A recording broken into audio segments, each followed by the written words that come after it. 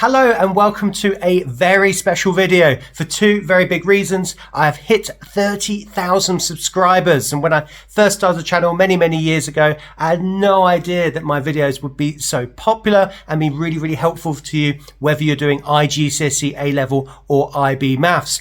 And you are in for a special treat. And I had a couple of requests for a video like this, so I've made a new all of IGCSE Maths 0580 Paper 2 video. Yes, so this video is specifically for Paper 2 and the 10 key topics that you need to know to succeed in that exam. I spend 2 hours here going through those key topics based on my prediction videos. If you haven't seen my prediction video, then please do check out the video above. So without further ado, enjoy the video. Hopefully it really gives you that last minute revision that you need for your IGCSEs.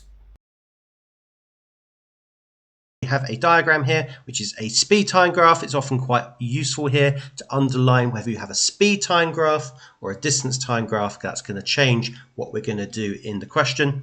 And it's of the first 15 seconds of a car journey. Now, generally a 1-mark question is exactly what they ask here, which is for the acceleration. So for a speed time graph, they could ask for the acceleration of the car. So all I'm going to do here is essentially work out the gradient. So if I see acceleration for a speed time graph, I'm going to work out the gradient of that particular part of the graph. So in this case, we're looking at the first 5 seconds. So I've got 5 seconds here. And if I look at the height here, that's going to be equal to 14. So to work out the gradient here, all we do, remember, is the change in y over the change in x. So our change in y, so the height of this is 14. And then the length of this is equal to 5. So we get 14 divided by 5. I'm going to put that as a decimal, which is 2.8. Again, you can check that on your calculator. Looking through some of the mark schemes, sometimes they want you to simplify and sometimes they don't. So on the safe side here, I'm going to put this as a decimal. Now, the second question is also very typical, which is the distance traveled. So as soon as I see the distance traveled on a speed time graph, I'm looking for the area under the graph. And you're going to see this idea again and again in this video. So how do we work out the area under the graph here? Well, we have a triangle and we have a rectangle. So to work out the area of the rectangle, notice here that the length of my rectangle is the difference between 5 and 15. So that is 10. The height has remained the same, so that's going to be 14. So to work out the area of this rectangle, we do 14 times 10, which is equal to 140. And if you want to work out the area of the triangle, notice here we're working out the area, not the gradient. So I just want to find the area of the triangle, and that's equal to 14 times 5, so base times height divided by 2. And again, you can use your calculator to work this out. I'm going to do this non-calculator style. So 14 divided by 2 is 7. 7 times 5 is 35. So to work out the total area under the graph, so the entire 15 seconds, we just do 140. So this answer here plus 35, and that gives us 175 meters. Generally in these particular questions, they do give you the units to put into the answer, so you don't have to worry too much. However, you are going to see some more advanced questions where you need to work between meters per second, kilometers per hour, and so on. So you can see the answers there for your 3 marks. This is a very standard question I'm starting with in this particular video, and you can see the working needed. Okay, on to our next question, which is a bit more difficult. So again, we have a speed time graph, but I'm going to be highlighting that or underlining that in the exam. And we have the graph here, which is kind of unfinished, but we'll talk about that. The car starts from rest, so 0, 0, and accelerates at a uniform rate. And in the IGCSE, it'll always be uniform for 15 seconds before reaching a constant speed of 30 meters per second. So again, that 1-mark question, which is very typical, calculate the acceleration for the first 15 seconds. Well, again, as soon as I see acceleration here, I'm thinking gradient of the first part of the graph, almost always a triangle. So we have here at 15 and we have here at 30. So all we need to do here is change in y over change in x. So we've got the 30 divided by 15. And again, that's going to give us the answer of 2 meters per second squared. Notice that's always a hint in the question here. If we have meters per second squared, that's always going to be an acceleration. Whereas if we're looking at a speed, that's going to be meters per second. And I like this next question. It's really getting you thinking about what's going on here. After t minutes, and the bold letters for a reason here. So we're working now in minutes here, and the total distance traveled is 45 kilometers. Also very, very important, and we want to find the value of t. Well, the first thing to realize here is 45 kilometers, that's the same as 45,000 meters. So we're going to come to that in a moment. My first thought here is, well, if you want to find the total distance traveled, like in the previous question, it's the area under the graph. Now you're probably thinking, well, we don't have two distinct shapes, but let's just work out what we can so far. So we're going to work out the area of this. So we've got a triangle. Remember, it's base times height divided by 2. So we're going to do 30 times 15 divided by 2 to work out the area of this triangle. Again, you can pop this into your calculator or a bit of non-calculator work here, and that's going to give you 225. Now let's think about units here. Again, important in physics and science as well. We have meters per second here, we have seconds, so this must be in meters, and that's really, really important. So what we want to find is the entire area here is equal to 45,000 kilometers. So the first thing I'm going to do is take away this 225 meters from 45,000. So I then just need to work out the area of the rectangle. So I'm going to do 45,000 meters because that's my total, and take away 225 meters. And that gives me 44,775 meters. Right, so I want this area under the graph here to be equal to 44,775 meters. We know the height is 30 here. So essentially what I'm saying to myself is 30 times something, so that's going to be the length here, is equal to 44,775 meters. Notice we're working in seconds and meters for the moment. So to work out this thing, what's the opposite of timesing by 30? Well, divide by 30 on both sides. So this thing I'm looking for, the length here, is equal to 44,775 divided by 30. And if we pop that into our calculator, we get 1,492.5. Again, think about the units here. This is going to be equal to seconds. Okay, so what I've worked out here, just to show visually what's going on, I've worked out that this length here, so this here is going to be equal to 1,492.5 seconds. Okay, perfect. So what we can do now, because remember we want to find the value of t in minutes, that's why I underlined this.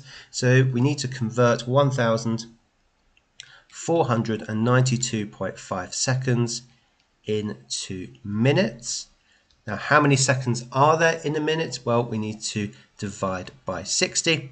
So if we divide that by 60 here, we then get our answer of 24.875 minutes.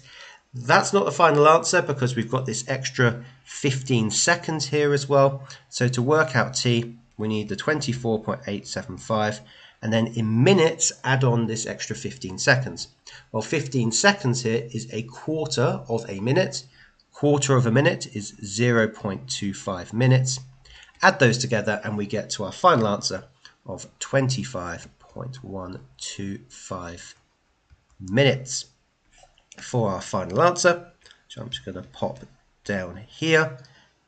Now my temptation here is just to leave it as an exact value because I don't think there's any need for rounding at this particular point. This is a much more sort of complicated question. You can see here, this is question 15, and really gets you thinking about, I know I need to find the area under the graph. I'm kind of working backwards to then find the time. And you can see the working here. I've taken this approach, so this one here. and then use that to then work out what I need to get to 25.125. 14 here, these are the first 4 terms of a sequence, and we need to write down the next 2 terms. So whenever you get a question like this for the next 2 terms, the first thing you want to be thinking here is look at the difference between the numbers. So notice, to go from 29 to 22, we need to minus 7. To go from 22 to 15, we also need to minus 7. And then to go from 15 to 8, we also need to minus 7. So to find the next 2 numbers, we just need to keep minusing 7 each time. So let me draw that in red. And then we just need to work out what calculation that is. Well, 8 minus 7 is equal to 1. And 1 minus 7 is equal to minus 6. Again, you've got a calculator if you need to check those as well. So our answer is going to be 1 here and minus 6. Now, the second part of the question, these are the first 5 terms of another sequence. So 4, 7, 12, 19, 28, and we need to find the nth term. And just like we did in the previous question, what we should start with here are the differences. So let's look at the differences here. So we've got 4 to 7, well, that's going to be plus 3. Going from 7 to 12, that's going to be plus 5. Then we've got 12 to 19, that's plus 7. And then 19 to 28, that's equal to plus 9. Now in this case, we've actually got a difference of a difference. Now what do I mean by this? Well, let's do the same thing we just did in the previous question with our differences. So how do I go from 3 to 5? Well, that's equal to 2. 5 to 7, that's equal to 2. 7 to 9, that's also equal to 2.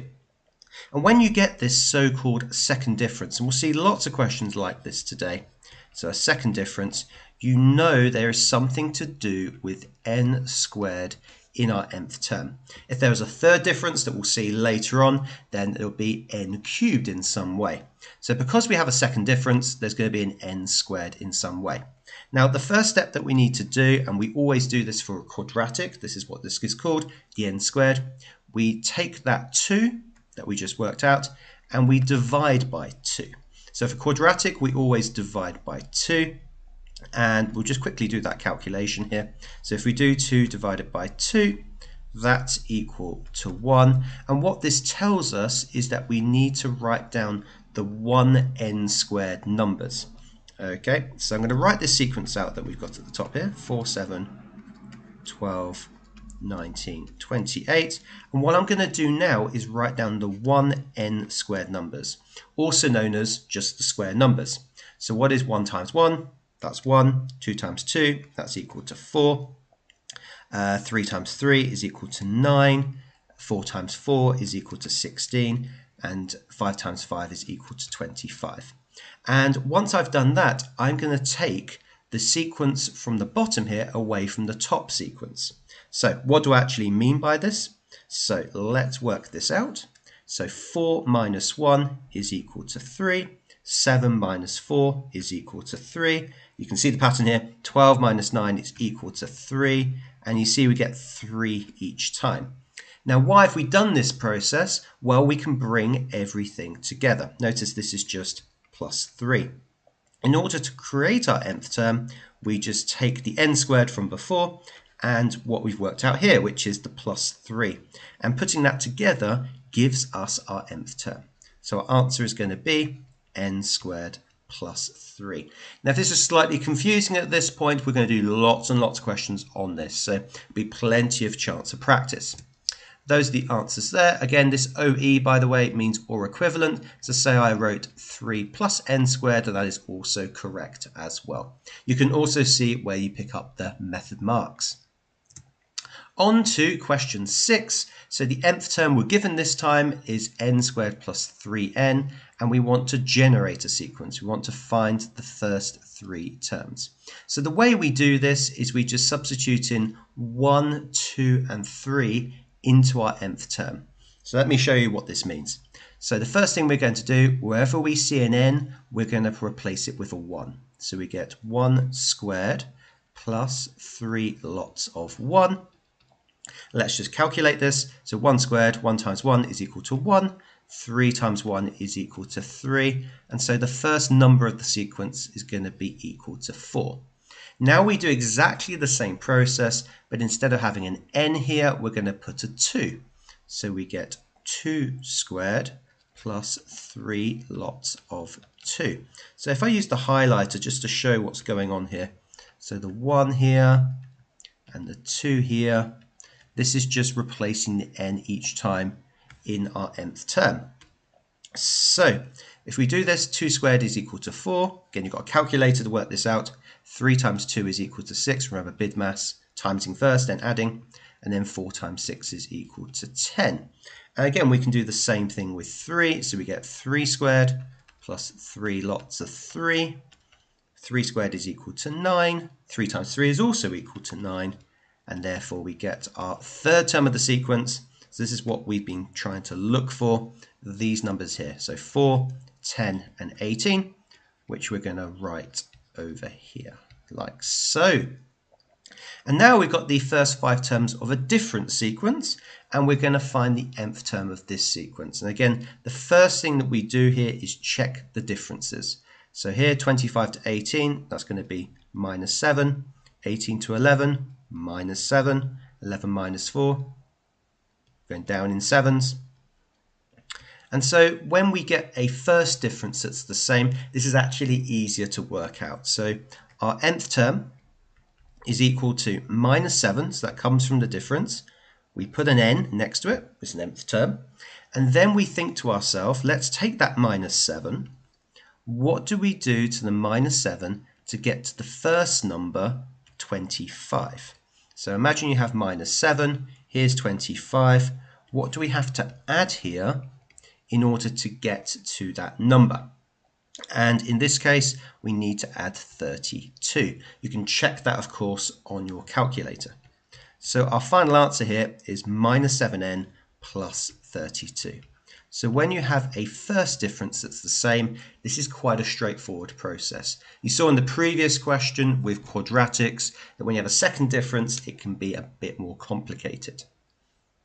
Okay, you can check the answers. Notice I wrote this the other way around, which is absolutely fine because of the OE, or equivalent.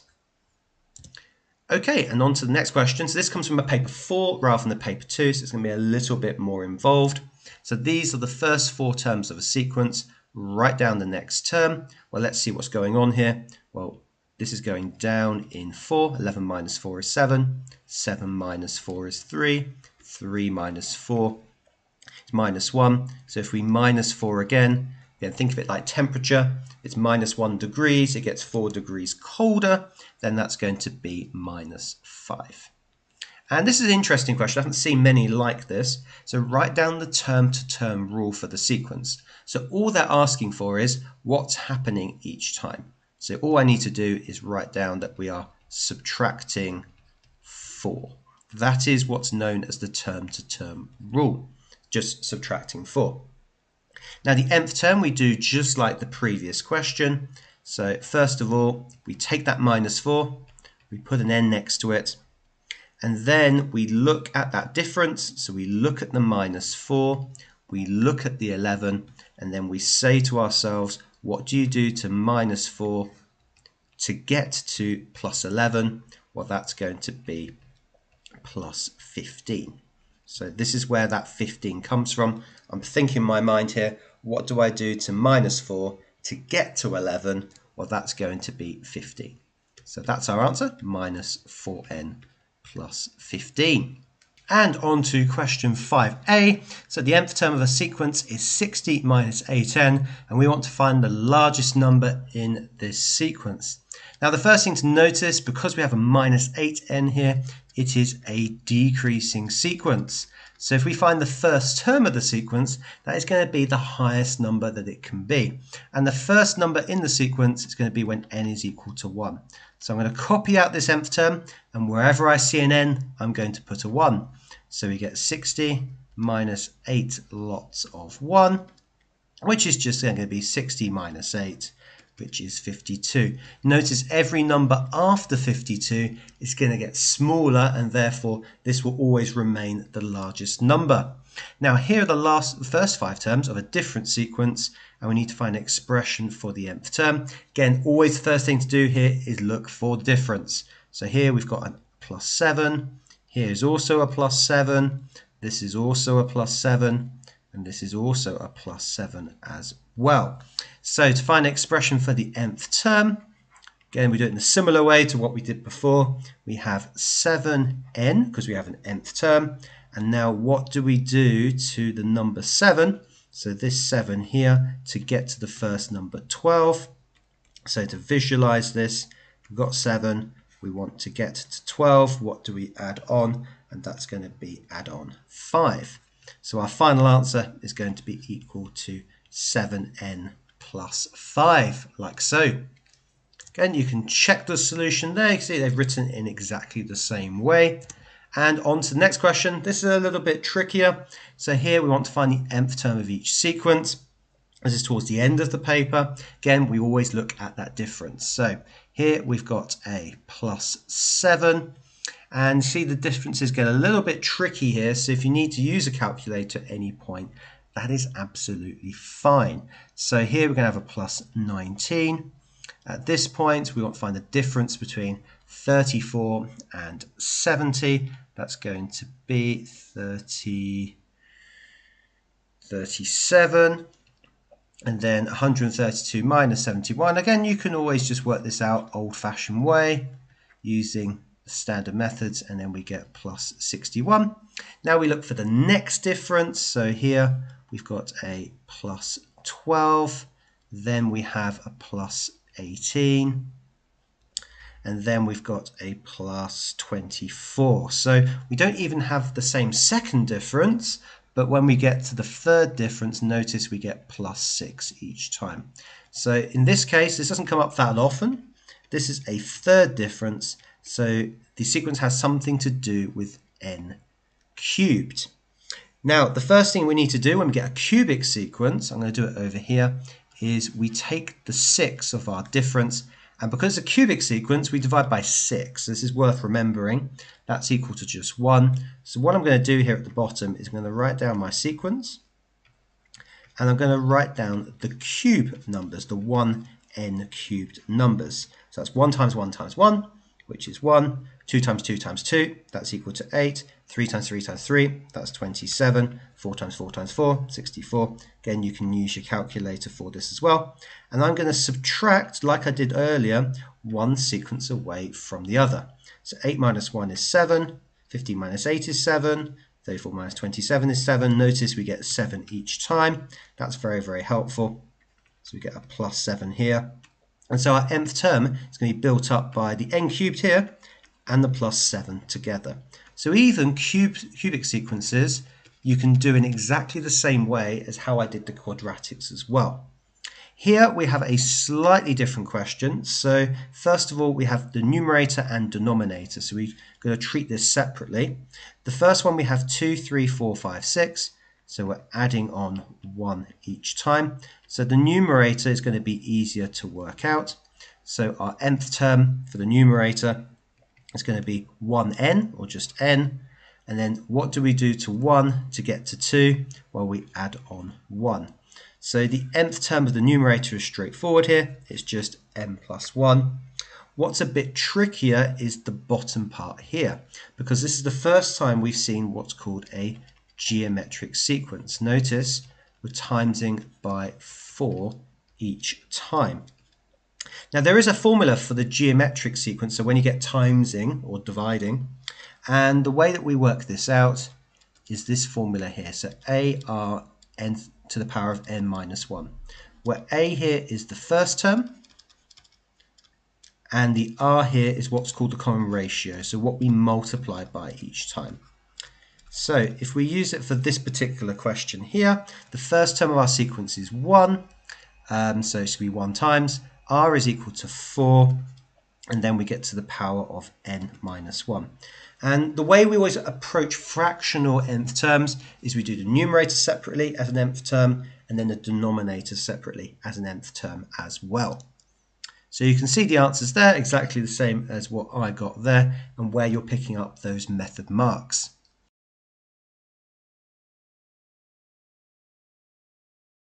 a slightly more straightforward question, so grade C, generally speaking, and then we've got some grade B questions on the next slide. So again, you've got 3 minutes in this case, so give yourself 3 minutes, pause the video, have a go at the questions you see there.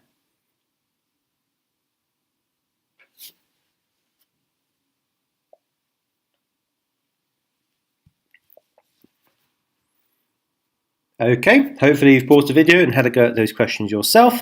And now on to the slightly more difficult questions from question 3 and question 4. So again, give yourself this time 4 minutes to pause the video and have a go at the questions in front of you right now.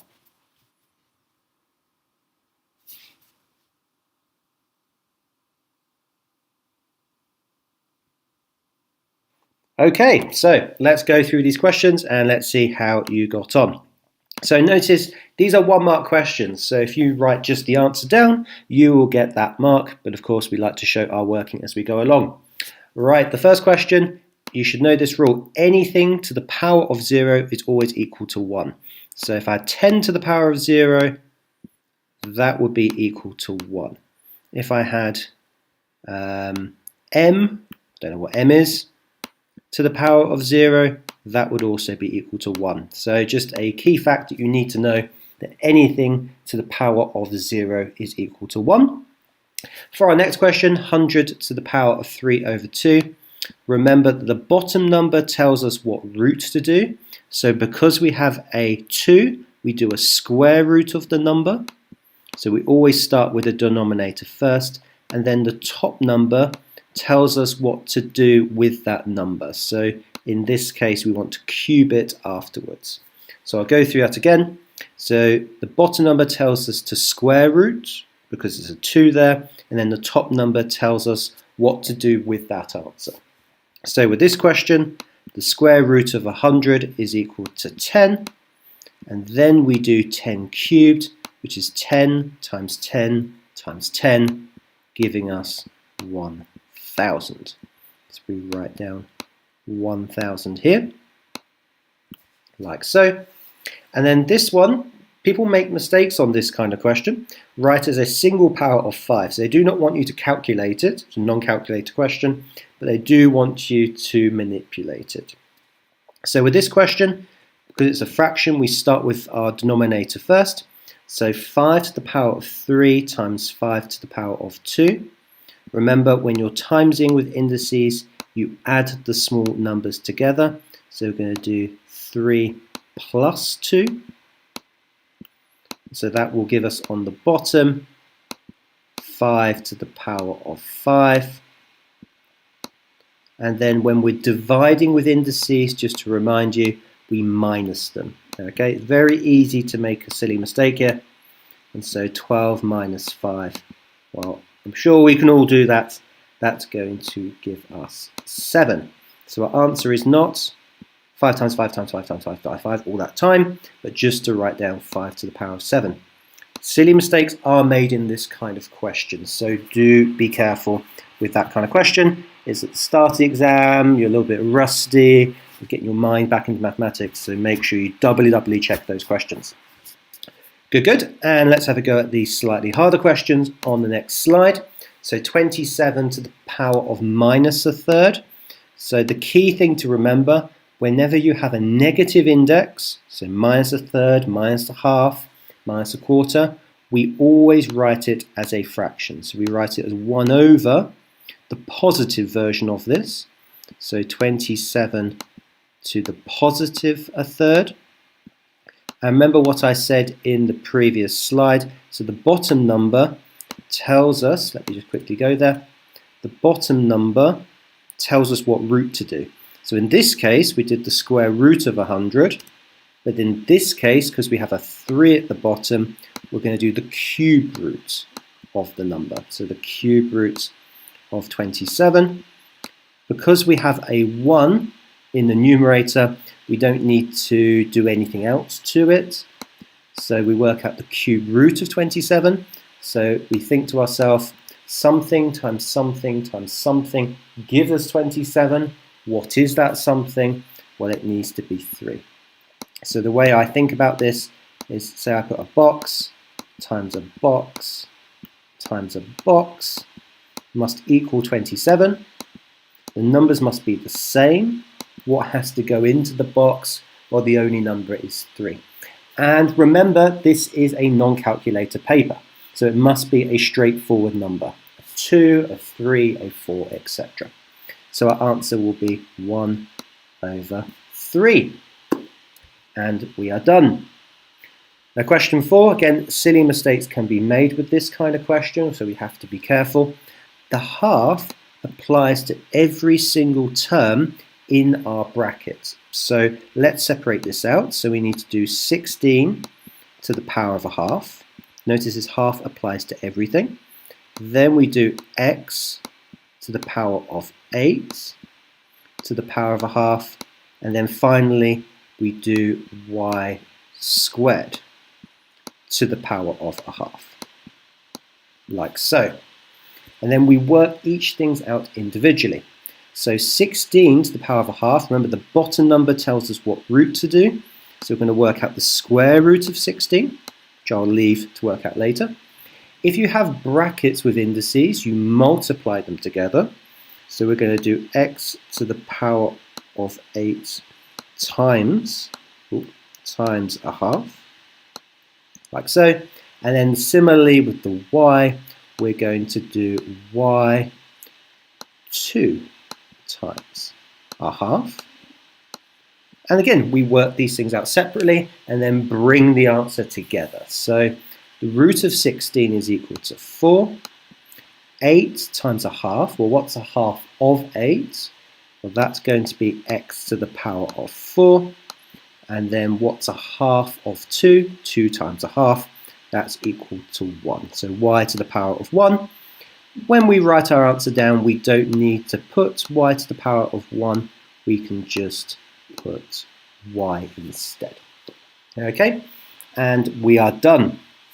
So hopefully you got 7 out of 7 on that. If not, you can see where you went incorrectly. That's fine as long as we learn from our mistakes. So just look at the mark scheme. For question 2, it's very straightforward. If you have the correct answer, 1, 1,000, 5 to the power of 7, you get 1 mark for each. If you have a third, again, you get 1 mark for seeing 3 in some way, or seeing the cube root of 27. So notice in my working, I have exactly that. So I guarantee my method mark. And then for this one here, 4x power of 4y, you get 1 mark for either seeing a 4 or doing the second part correctly. And notice I've shown both of that in quite a lot of detail as well. So again, make sure you get those method marks, those base marks, to make sure we're getting as many marks as possible on it. If we look at the examiner's report, you'll see for question 2, the first 2 parts were done very, very well. But notice in question B, many careless mistakes were seen. There were careless errors seen. The key mistake, I would say, from my experience, is this part here, seeing 5 to the power of 6, to doing 3 times 2 rather than 3 plus 2. Or likewise doing something weird here, so 12 divided by 5, giving you 1.4. Seen that kind of thing before. So make sure you're adding the indices here and then minusing the indices here. Key thing to realise. For question 3, so this was, to remind you, 27 to the power of minus a third. This question here. And most answered it correctly. Understanding cube root of 27 is 3. Some people did something weird, so just minus the third instead. Some people did 27 cubed instead. Some people wrote 9 rather than 3 as well. And just remember, it's a non-calculator paper, so you would never be expected to do 27 cubed. So think about the practicalities of it. Yeah? If you're trying to work out 27 cubed, is that really something they expect in a non-calculator paper? No, then think through the question again.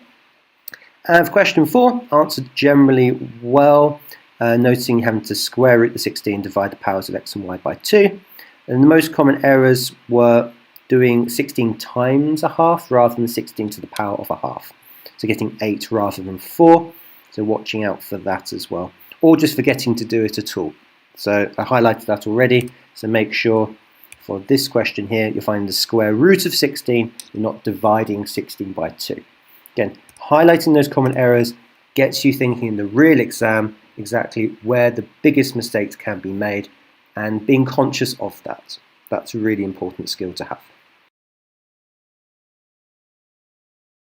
So GKM, lie on the circle, centre O. FGH is a tangent to the circle at G. So notice this line that goes across just touches the circle and then goes off. And MG is parallel to OH. So that's why we've got these arrows here and here. And we need to show that triangle GKM, so it's worth identifying which triangle this is. So this one here. So GKM, so GKM. So those letters there, is mathematically similar to triangle OHG. So when you do a question like this, it's quite useful just to label the two triangles that we're focusing on. That makes it easier then to work out what is shared between the two triangles.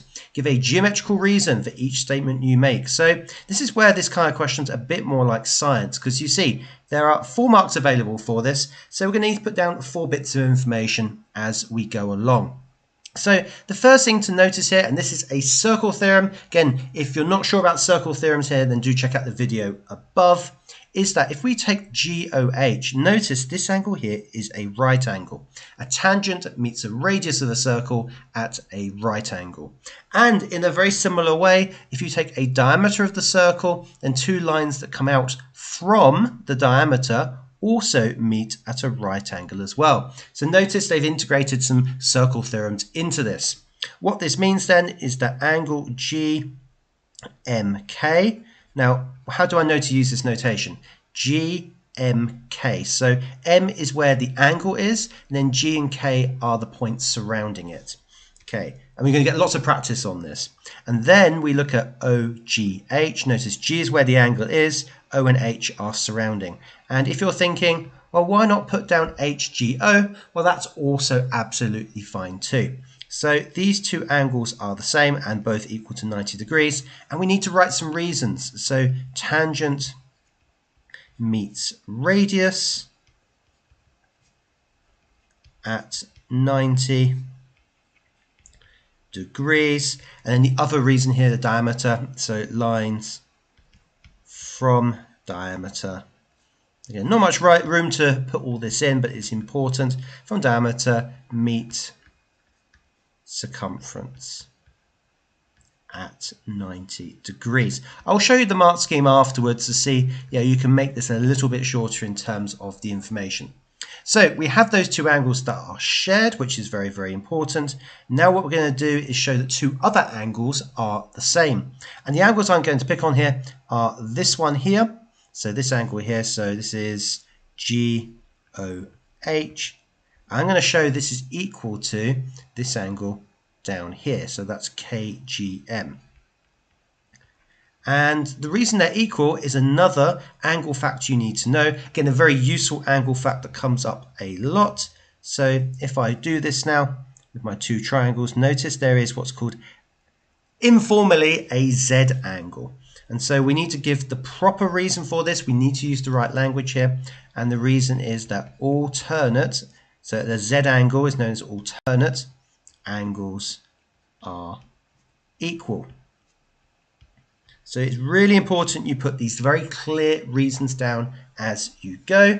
So if 2 angles are the same, then it stands to reason, if we look at the very last angle that we haven't considered here, these 2 must also be the same as well. So GKM is equal to OHG. Now, there's a couple of reasons you can put for this. You can say third angle in triangle. That is absolutely fine. But hopefully, some of you have spotted out there, this is also the alternate segment theorem.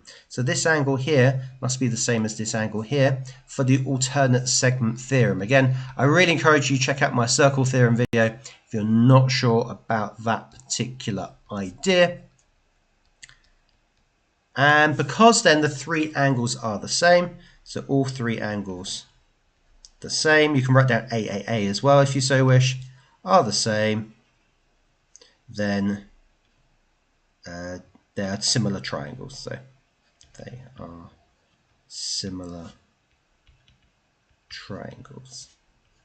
So we've got all the information there for the 4 marks. Let me break that down. So the first part is showing they're 90 due to those 2 circle theorems, 1 mark.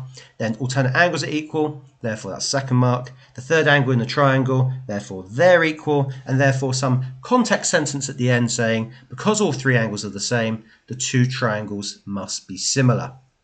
And you can read through the mark scheme very, very carefully. You can see where I've picked up all those 4 different marks. Again, we had some alternatives here about not using alternate sequence, just using the idea it's the third angle in the triangle. That is also fine as well. Okay, and on to a more classical kind of question here, so question 11. Again, whenever it's a similarity kind of question here, they are going to write down that phrase. They're going to write down mathematically similar. So that's a great trigger word to use to go, I need to remember this video that you're currently watching on similarity.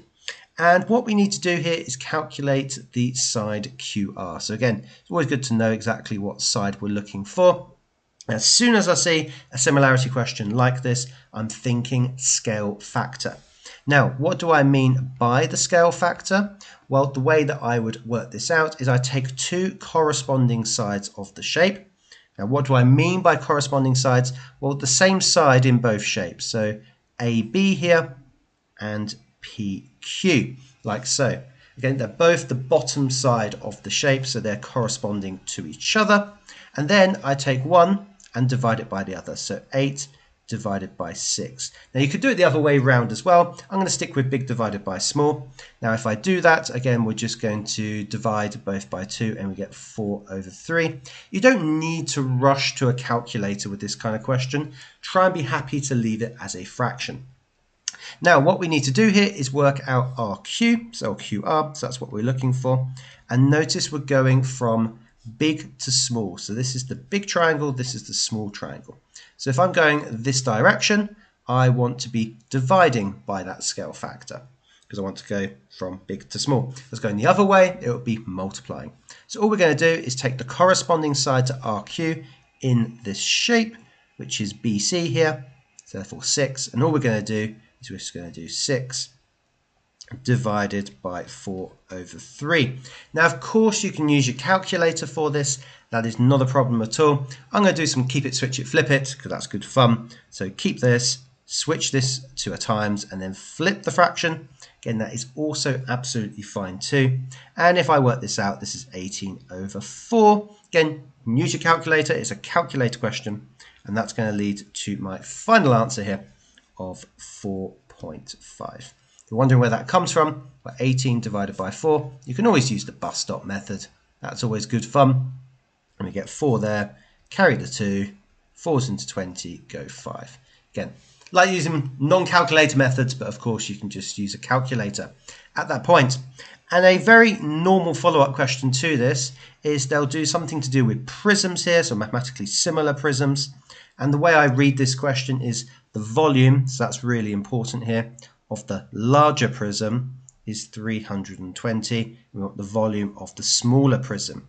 So as soon as I think of volume, I'm going to be thinking of volume scale factor. Now you're probably thinking, well, how do I work out volume scale factor? I just have the scale factor, 4/3, from the previous question. Well, all we do is we take that 4/3 and we're going to cube that number. Okay, because notice we've got centimeters cubed or cubic centimeters. So we want to take that and then cube it. Now again, we can use a calculator here, but if I cube this, we're going to get the same as 64/27. 4 cubed, 64, 3 cubed is 27. Now we're going to do the same logic here. We are looking for the smaller prism, so we're going from big to small. So we're going to divide by this new scale factor. So to work out the new volume of small, just to remind me what I'm doing here, I'm going to do 320 divided by 64/27. And definitely in this case, I'm going to be using my calculator.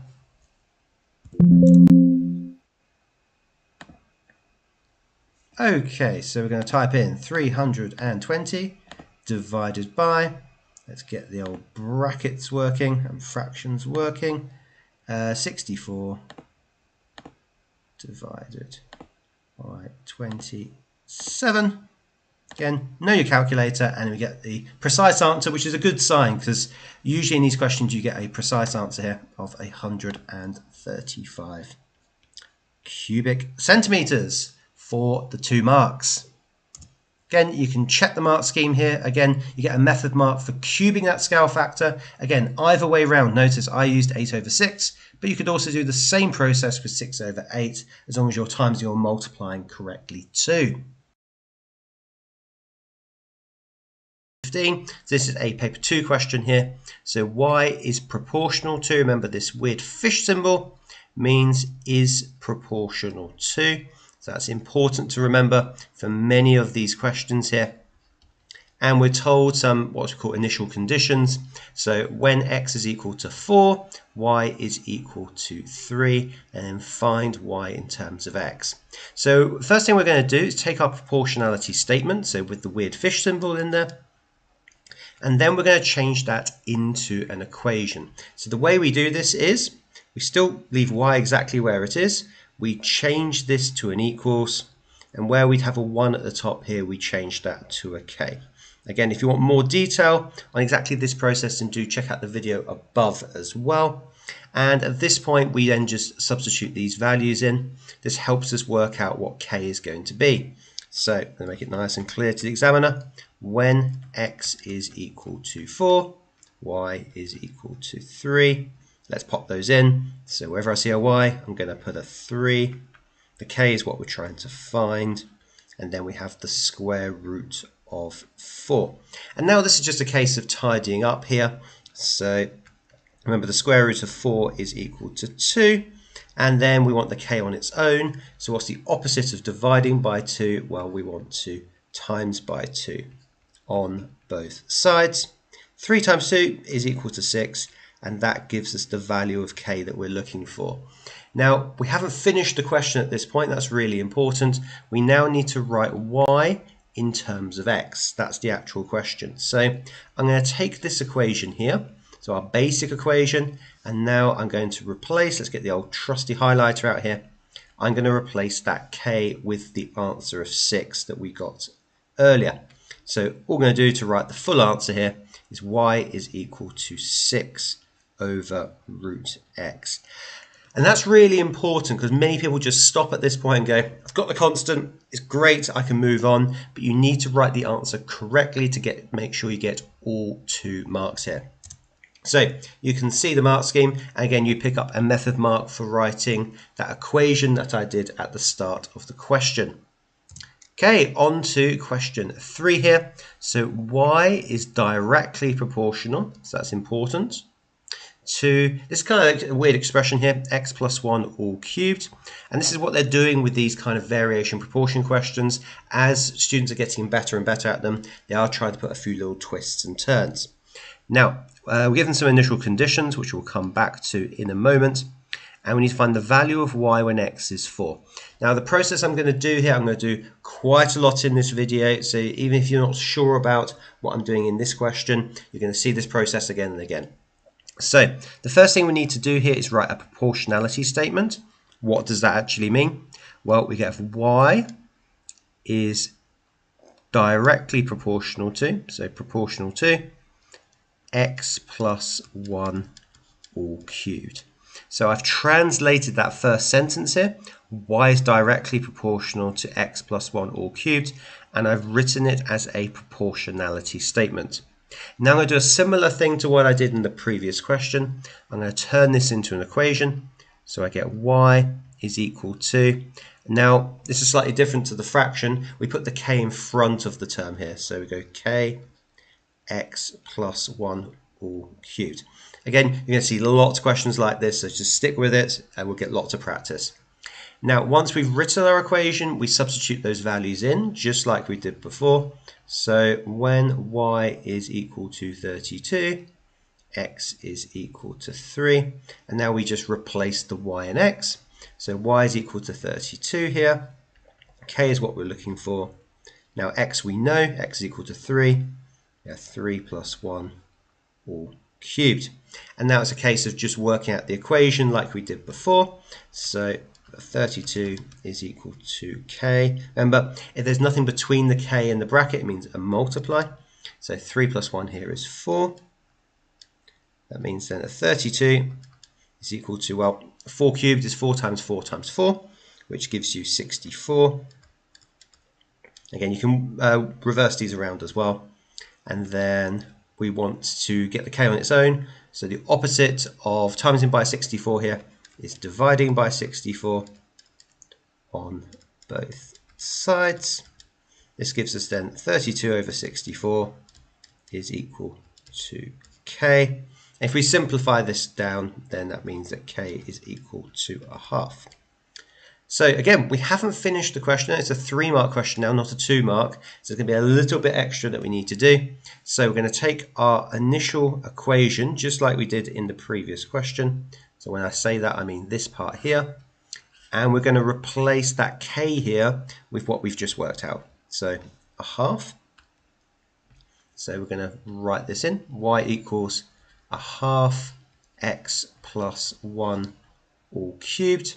And now we need to find the value of y when x is equal to 4. So when x is equal to 4, then that means that y here is equal to 1/2 4 plus 1 all cubed.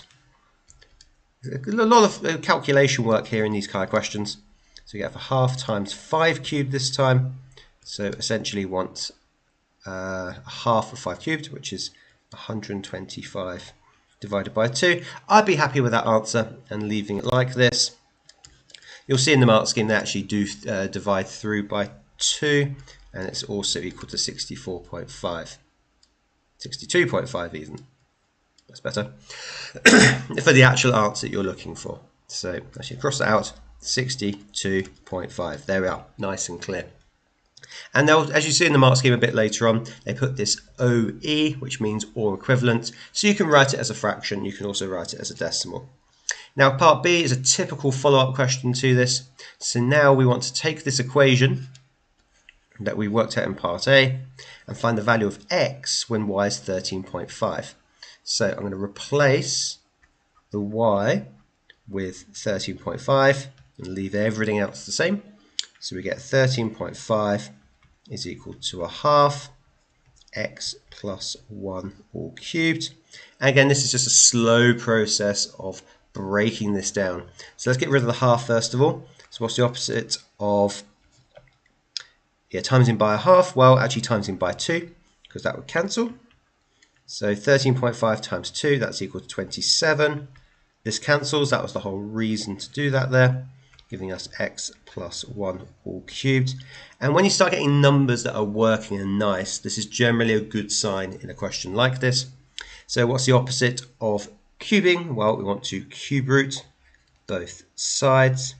And notice the cube root on the left-hand side, the cube root is 27, is a number that we can actually just work out in our head.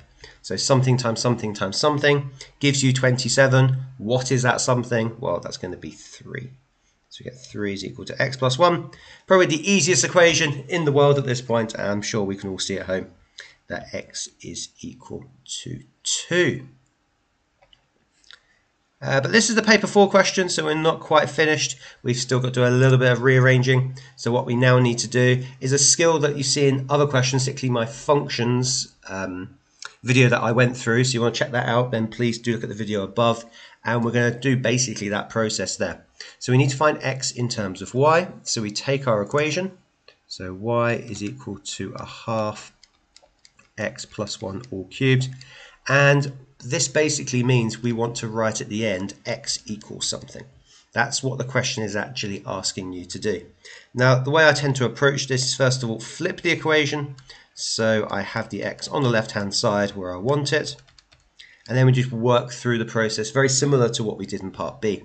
So the opposite of timesing by a half is timesing by 2 on both sides. This cancels.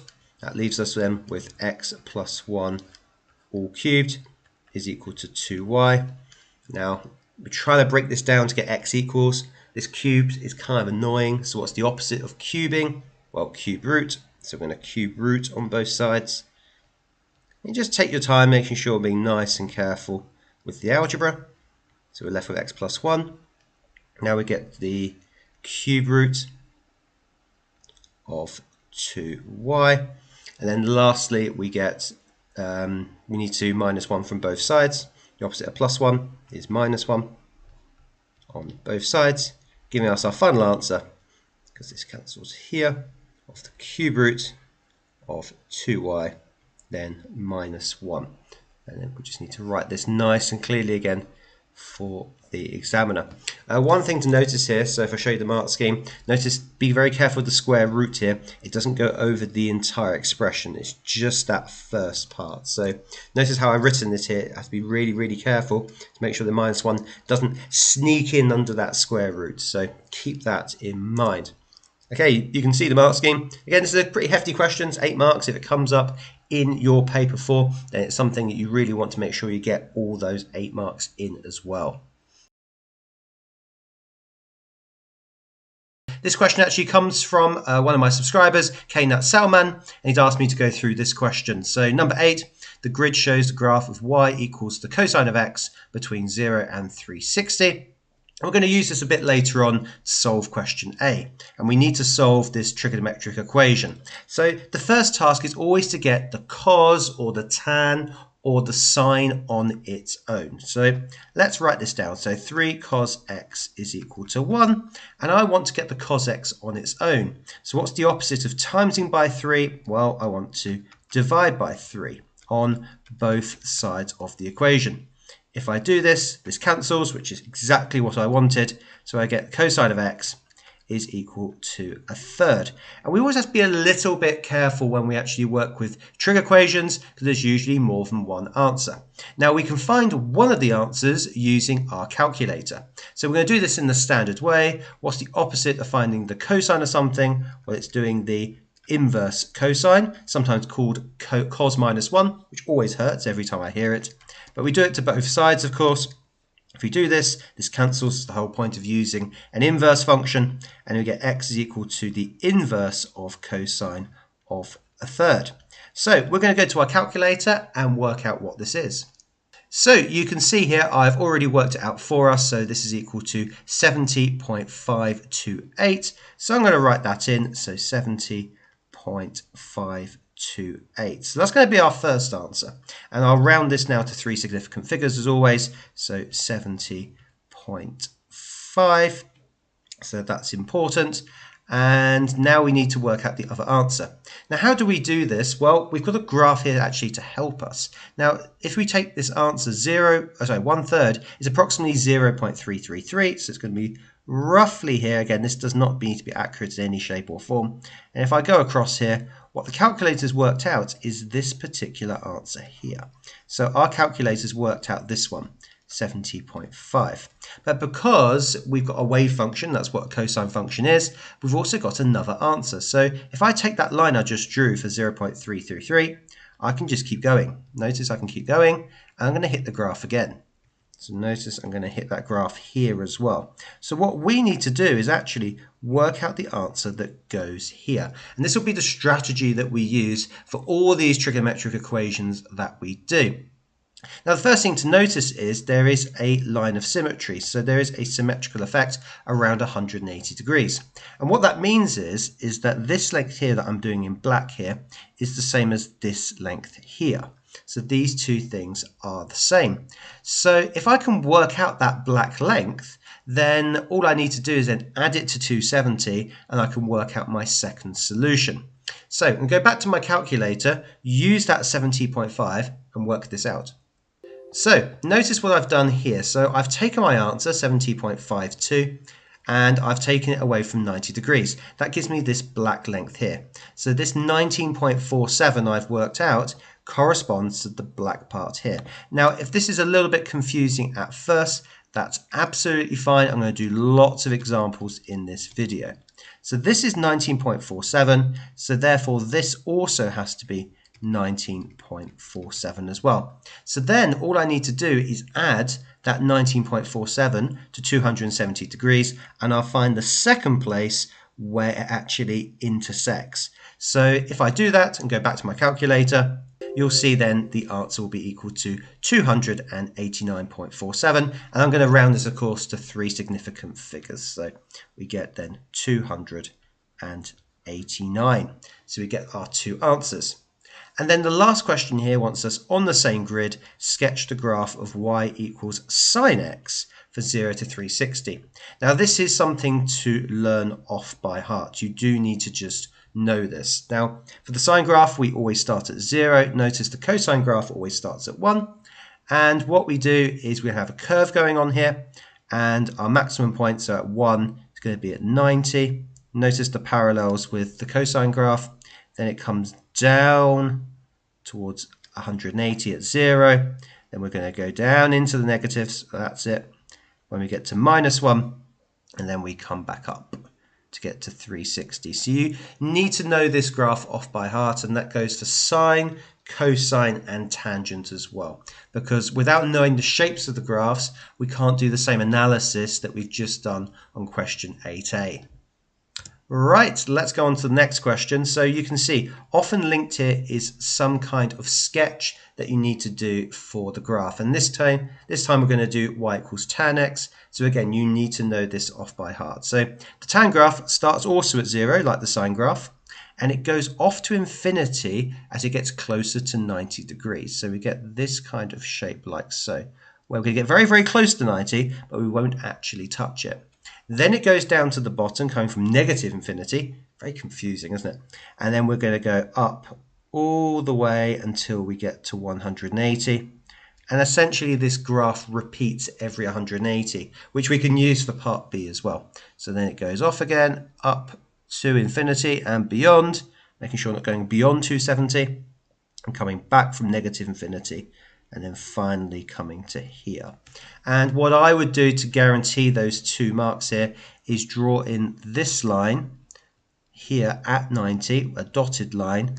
And remember, this is what's called an asymptote, which interestingly in German they call Annäherungslinie, literally a nearing line.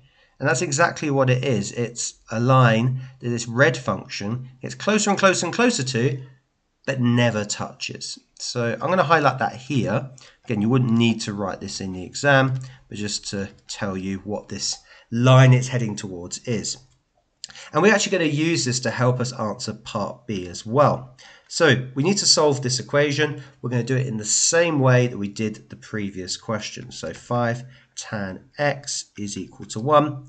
Our first strategy is to get the tan x on its own. So what's the opposite of timesing by 5? Well, yeah, we're going to divide by 5 on both sides. And we're going to cancel this out, and then we get tan x is equal to 1 over 5, or 0.2 if you prefer.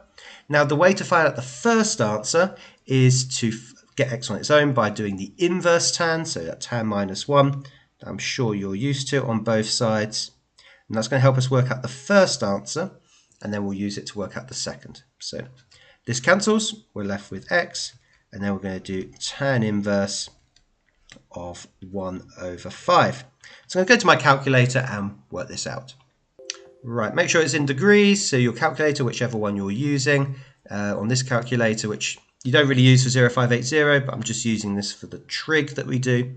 And we're going to do 1 divided by 5, close bracket, and we're going to get our very first answer here, which is 11.3099. So I'm going to pop that in. 0.3099. I will show a few more decimal places just to show the examiner that I have worked this out, and therefore this is equal to 11.3 to 3SF, which is going to be our first answer. So let's pop that in. Now we're going to use the symmetry of the graph to work out the second answer. There is a kind of lazy approach you can also use for tan, but just to show you this process again and again. So if we actually go to 11.3 and read that off, let's go roughly here, it doesn't have to be exactly accurate. Okay, this is going to be our 1/5, and this was at 11.3. And we want to find the other solution, so we carry on this line across until we hit it again. And in the same way we did the previous question, this black line here I'm drawing in is the same distance as this black line here. Now this is a bit easier because we know this black line here, where it starts at 0, goes to 11.3. So this is going to be the 11.3, actually 09 that we worked out before. So all we need to do to work out our second solution here is do 180 plus that black line. So 180 plus the 11.3099. Now we don't even need a calculator for this. We can work this out mentally. So that gives us then 191.3099. And again, we round to 3 significant figures. So I'm going to just keep that at 191 and pop that in like so. So there's our answer. It's interesting here, I'm just looking at the mark scheme. It wants us to do it to 1 decimal place, which is absolutely fine. Again, I've always been in the habit of doing things to 3SF, but they're being insistent on 1 decimal place. So again, know your exam and follow the mark scheme and make sure you round to the correct amount. Okay, and on to our next question. So Sachin earns $63,000 per year before paying tax, and he pays tax on his earnings at a rate of 16%. We need to work out the amount that Sachin has after paying tax. So essentially he's got this $63,000, and then we want to reduce, because remember tax is a reduction of 16%. So to translate this into a standard calculation, we want to reduce $63,000 by 16%.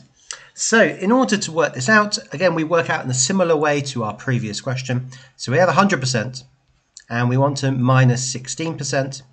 So how much percent will he be left with? Well, that's going to be 84%.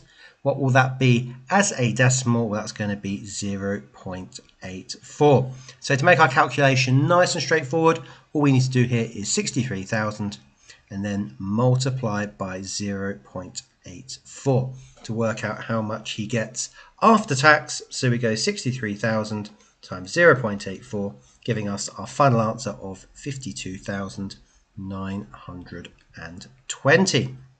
So we pop that in. So Britta here has a slightly different situation. So she has paid $60,480 per year after paying tax at a rate of 16%. And we want to work out the amount that she has before paying that particular tax. So notice in this case, we've already got this 0.84 from the previous question, that this 84% is equal to the 60,480. And what we want to find here is that original amount. So we want to find the 100% that she had before paying tax. Now, as soon as we've got that set up, just like we've seen in the previous question, what we can do now is work through this 3-step procedure.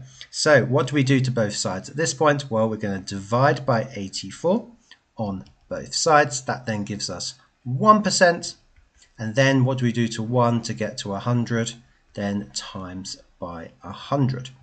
So again, making sure we do the same to both sides, getting that 1% from the original calculation and then working that out, that original. Remember, we're looking for before paying tax, so we're going into the past. All right, let's go to my calculator and work this out. Okay, so we followed the instructions from the question. So we've got 60,480. We're going to divide by 84. And then we times by 100. Making sure to use the calculator correctly here. Not sure what exactly went on there. There we are. And we got our answer here of 72,000. Again, getting a whole number or a number without lots of decimal places is usually a very good sign you've got the right answer. So here we've got 72,000. Then we do a double sense check here. So she had 72,000. We take off 16%. Does that give us roughly 60,480? Yes, it does. We're talking about 15% off here. So always use that double sense check to help you getting that right answer. Now, Sachin and Britta do have some savings accounts as well, which we're going to look at in this particular question. So Sachin opens it up with $1,500 on the 1st of January, and it pays 1.8% per year simple interest. So we've seen that phrase before in the previous question, and we want to work out that he has 1,581 at the end. So the first thing we're going to do is work out 1 year simple interest. That's going to be the first thing that we can calculate here. And the way that we do that is find 1.8% of $1,500. Now remember, 1.8%, if we take that over here, if we convert that into a multiplying decimal by dividing by 100, that's going to give us 0.018. So to work out 1 year's interest, we take 1,500 and then times by 0.018. So we can pop that into the calculator, and that's going to give us 27. However, we want 3 years of interest here. So 3 years is going to be taking that previous answer and then just timesing that by 3, which then gives us 81. Therefore, the total in the count, so total after 3 years, will be the initial 1,500 deposit plus this $81 of interest, and that gives us 1,581. It's always so satisfying in a question like this to have a show that question where you do get to the correct answer at the end. Britta also has her own savings account, and now it's the very first time we get to actually look at something called compound interest. Essentially, we get interest on the interest. So that's the key idea here. And the account pays 2% this per year, and Britta pays $500 into her account on the 1st of January every year. So that's going to change slightly the calculations we're going to do. So find out who has the greater amount, so Session or Britta, at the end of the 3 years and give the difference correct to the nearest cent. So the first thing we need to do is work out how much Britta has after 3 years. So in this kind of problem, we can just structure this by working out the first year, and then the second year, and then the third year as well. So there is a formula for compound interest we need to be aware of. Remember, if we're increasing by 2%, well, 100% plus 2%, that's equal to 102%. And if we divide that by 100, we then get the multiplier, which is really important here, of 1.02. So the first year, we're going to do 500 times 1.02. That will then give us the total amount that Britta has in her account after 1 year. So that gives us then, if we do that calculator, $510.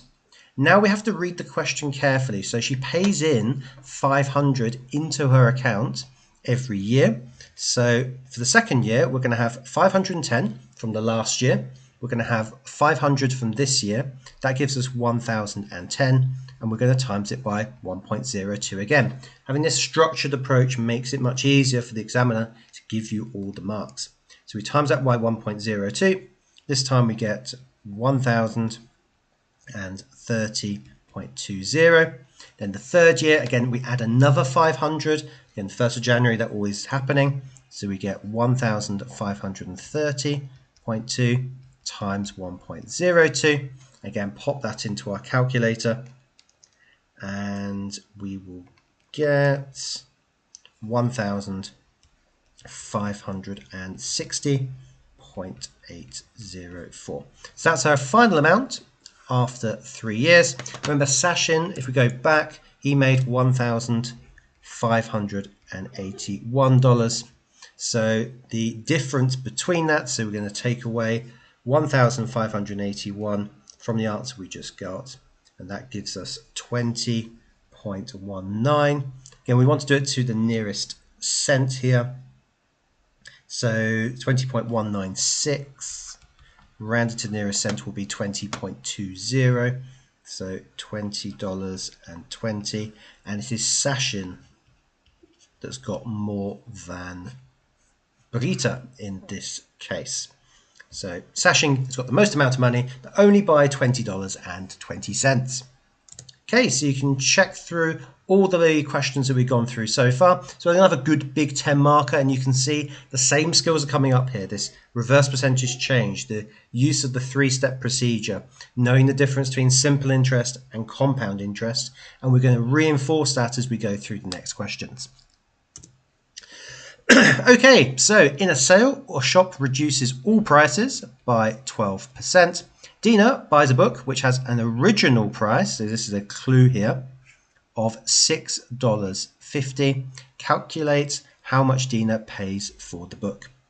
So if we're reducing by 12%, well, if we've got 100% and we minus 12%, then we have then 88%. As a decimal by dividing by 100, that gives us 0.88. So to work out the new price Dina pays for the book, we do 6.50 times 0.88. So we pop that into our calculator, and that's going to give us $5.72. Okay, so this question you're seeing here is very, very typical. You've got a normal calculation, you have original price to sale price, and now this part 2 for Elu pays $11 for a toy. Calculate the original price. We're then going to be working backwards.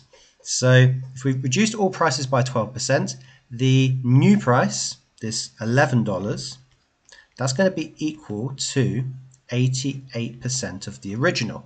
But we want to find the original price. That's the clue in the question here. So we want to find 100%. And you've seen this process before, working backwards in time. So we want to then divide by 88 on both sides. That will then give us 1%. And then what do we do to 1 to 100? We get to 100. So setting it out like this means you won't make a mistake going through this kind of question. So let's pop this into the calculator. Okay, so we have 11 divided by 88 times by 100. Again, we're getting a whole number answer here, which is always a very good sign. So we get 12.5, so $12.50. So we pop that in. Again, a very standard 4-mark question here, where 1, you're working out the end price, and then 1, the original price. Okay, and on to some typical investment questions. So Ferry here invests some money, and the rate of interest for the first year is 2.5%. And at the end of the second year, the overall percentage increase of Ferry's investment is actually at 6.6%. We want to work out the rate of interest that achieved that 6.6%. So the first thing that comes to mind here is we want to increase this by 2.5% in the first year. Well, if we're increasing by 2.5%, that's 102.5% in total. So if you divide by 100, gives us 1.025. So in order to work out the overall percentage increase, the first one would be in the first year is 1.025 times some x. So x is the initial amount of money that I've started with. And then for the second year, I've got this amount, so 1.025x. And then I'm going to increase it again by another interest rate. We're going to call that R. And if I add those together, so the total from the first year and the total from the second year, that's going to be equal to an increase of 6.6%, which is going to be 100% plus 6.6%, which is 106.6%. And that gives me 1.066. So 1.066x. So of the original amount of money. Now notice we've got an x in everything here, which is very useful, so we can cancel through. That gives me then just an equation to solve here, which is 1.025 plus 1.025r is equal to 1.066. And now we just approach this like an equation. So it is an equation. So all we do is we minus 1.025 from both sides. This cancels, leaving us 1.025r. And if we take one away from the other, we get 0.041. But we want to work out this specific rate of interest. So we do the opposite of timesing by 1.025, which is dividing by 1.025 on both sides. This cancels, giving us r is equal to 0.041 over 1.025, which if we pop it into the calculator, we're going to get our interest rate of 0.04, which as a percentage is going to be equal to 4%. So the way to approach this question is, for anything that you don't know, just put a variable, in this case x, and then by constructing the situation read from the question, this problem-solving technique, then you can find a method that works for you, which then gets through to the right answer of 4%. Have a short answer question to start with. First of all, so question 9. So A, B, C and D are points on the circle, and we're given the angle BOD, which is equal to 130 degrees. Now remember how the angle is named. You take the middle letter here, O, and that tells you where the angle is. So B to O to D. So that gives you the information of what the angle is. And we want to find, first of all, the angle DCB. Now, because the C is in the middle, we know the angle is by C, and then we use the letters to identify it. So D to C to B, that's going to be this angle here. And the first thing I notice with this kind of question, first of all, it's a 1-mark question, so it shouldn't be anything too big in terms of calculation, is that if I actually extend from C all the way along until I hit the 2 vertices, notice that if I do extend this angle all the way along, then I do hit the vertices D and B. Now they actually share with another angle that we already know. So if I get my pen out, there we are, pen's not being very cooperative. There we are. So if I go to this vertex D and vertex B, notice I can also draw a line from here, and that goes to the center. So whenever I'm doing a question like this, I'm always looking for, okay, is this angle related in some way by looking at the vertex it ends up at to another angle? And it is. It's related to the 130 degrees. And one of the circle theorem rules that you need to know is that the angle at the center is always twice the angle at the circumference when in the same segment. And the thing I've just shown you here is showing that they're in the same segment. So in order to work out this angle, now of course this is not to scale, it does say this here, but at least this gives you an idea of what kind of size it is. It's obviously smaller than 130 degrees, but to work out this angle, we just take the 130 and then divide it by 2. If we do that, that's going to be equal to 65 degrees. So it's going to be a circle theorem we're going to see lots during this video, so try and be aware of it as well.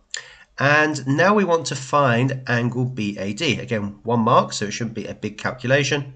We've got angle BAD, so again, we're looking for that middle letter, which is A, so you know it's up here. And then you've got BAD, so we're looking for this angle here.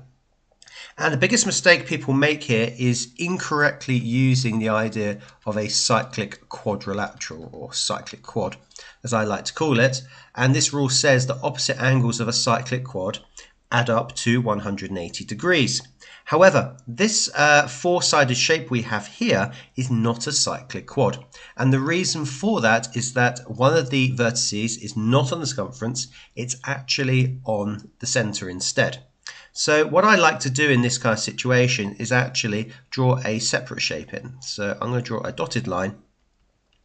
This is not the only way you can approach this question, but I think this is a nice representation of why this works. So if I draw a dotted line in and then mark in this angle, notice we can use the same rule that we did for here, for 65 degrees, for also this angle, because they're on the same segment. So this is equal to 65 degrees. This almost identical rule to this one over here.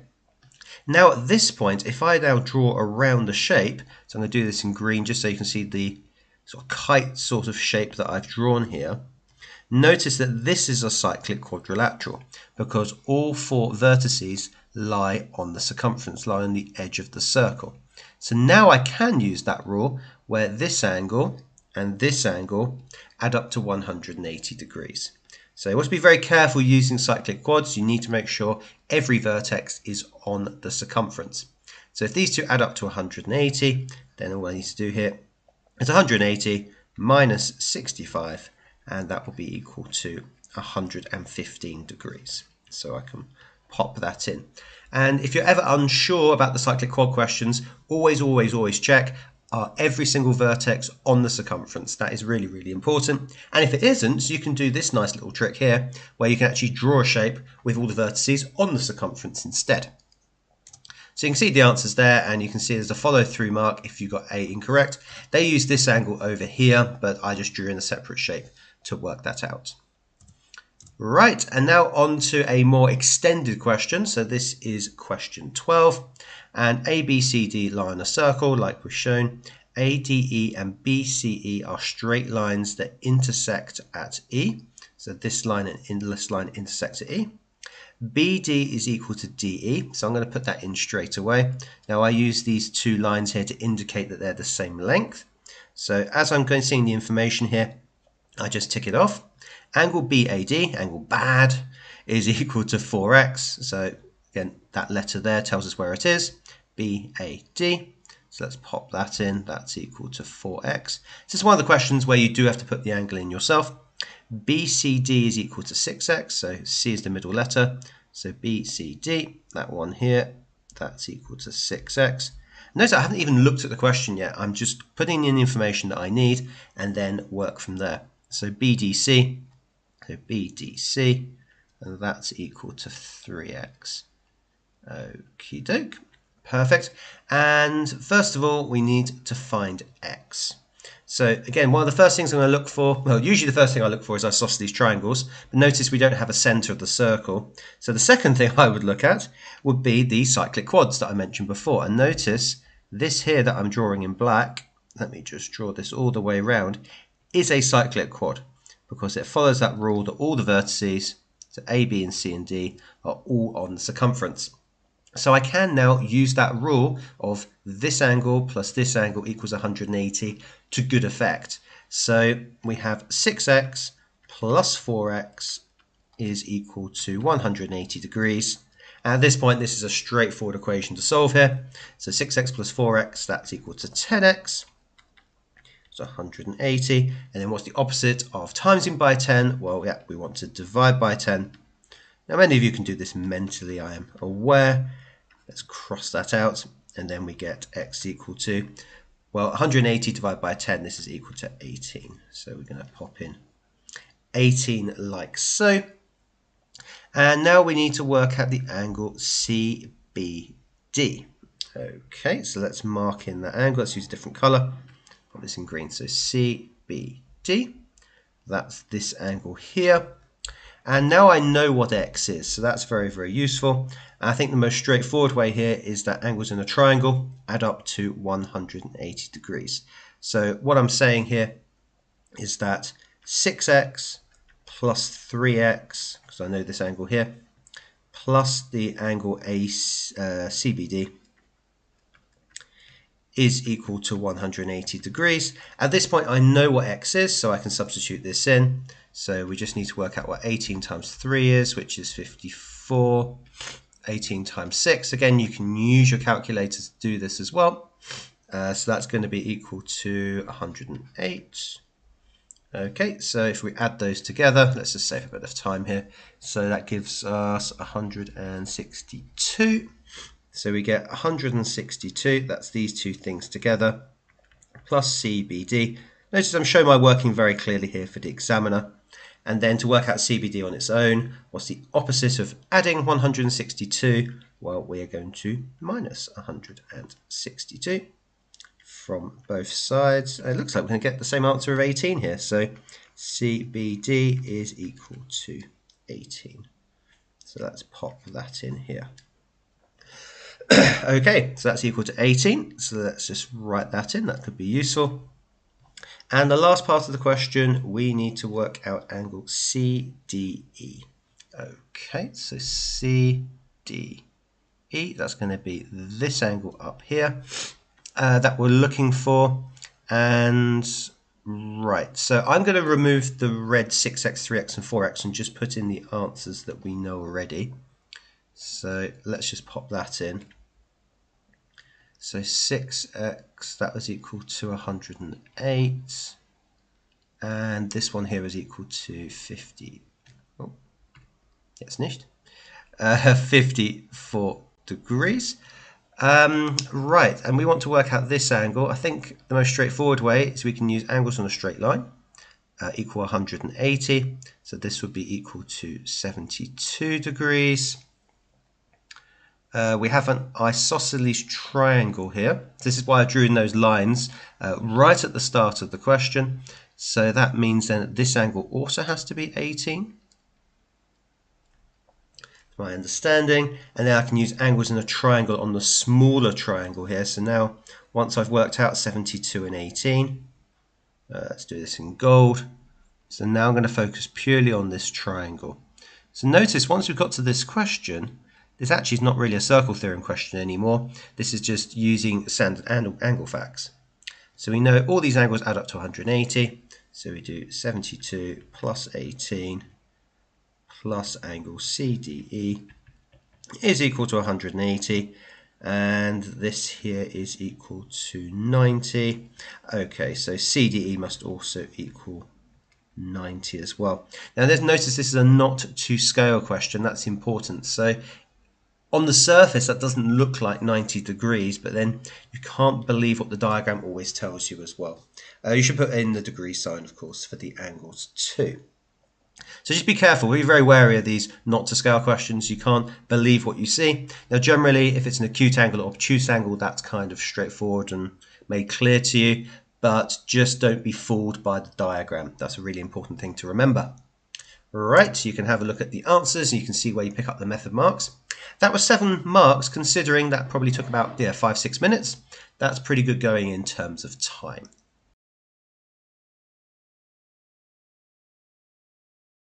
Paper 2 questions at the start of the paper here. So I'm not going to try and say that name. So it records the number of cars of each colour in a car park. And so we have the data here. So this means there were 8 black cars, 5 whites, 4 silver and 3 red.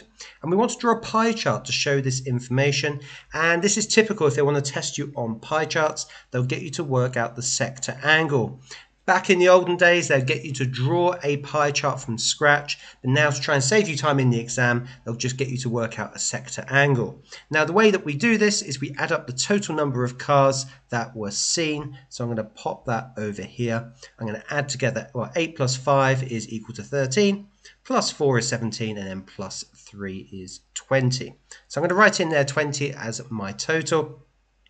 And underneath here, I'm going to write down the total angle in a pie chart. Now, if we think about a pie chart here, it is a full turn, a full circle, and that's going to be 360 degrees.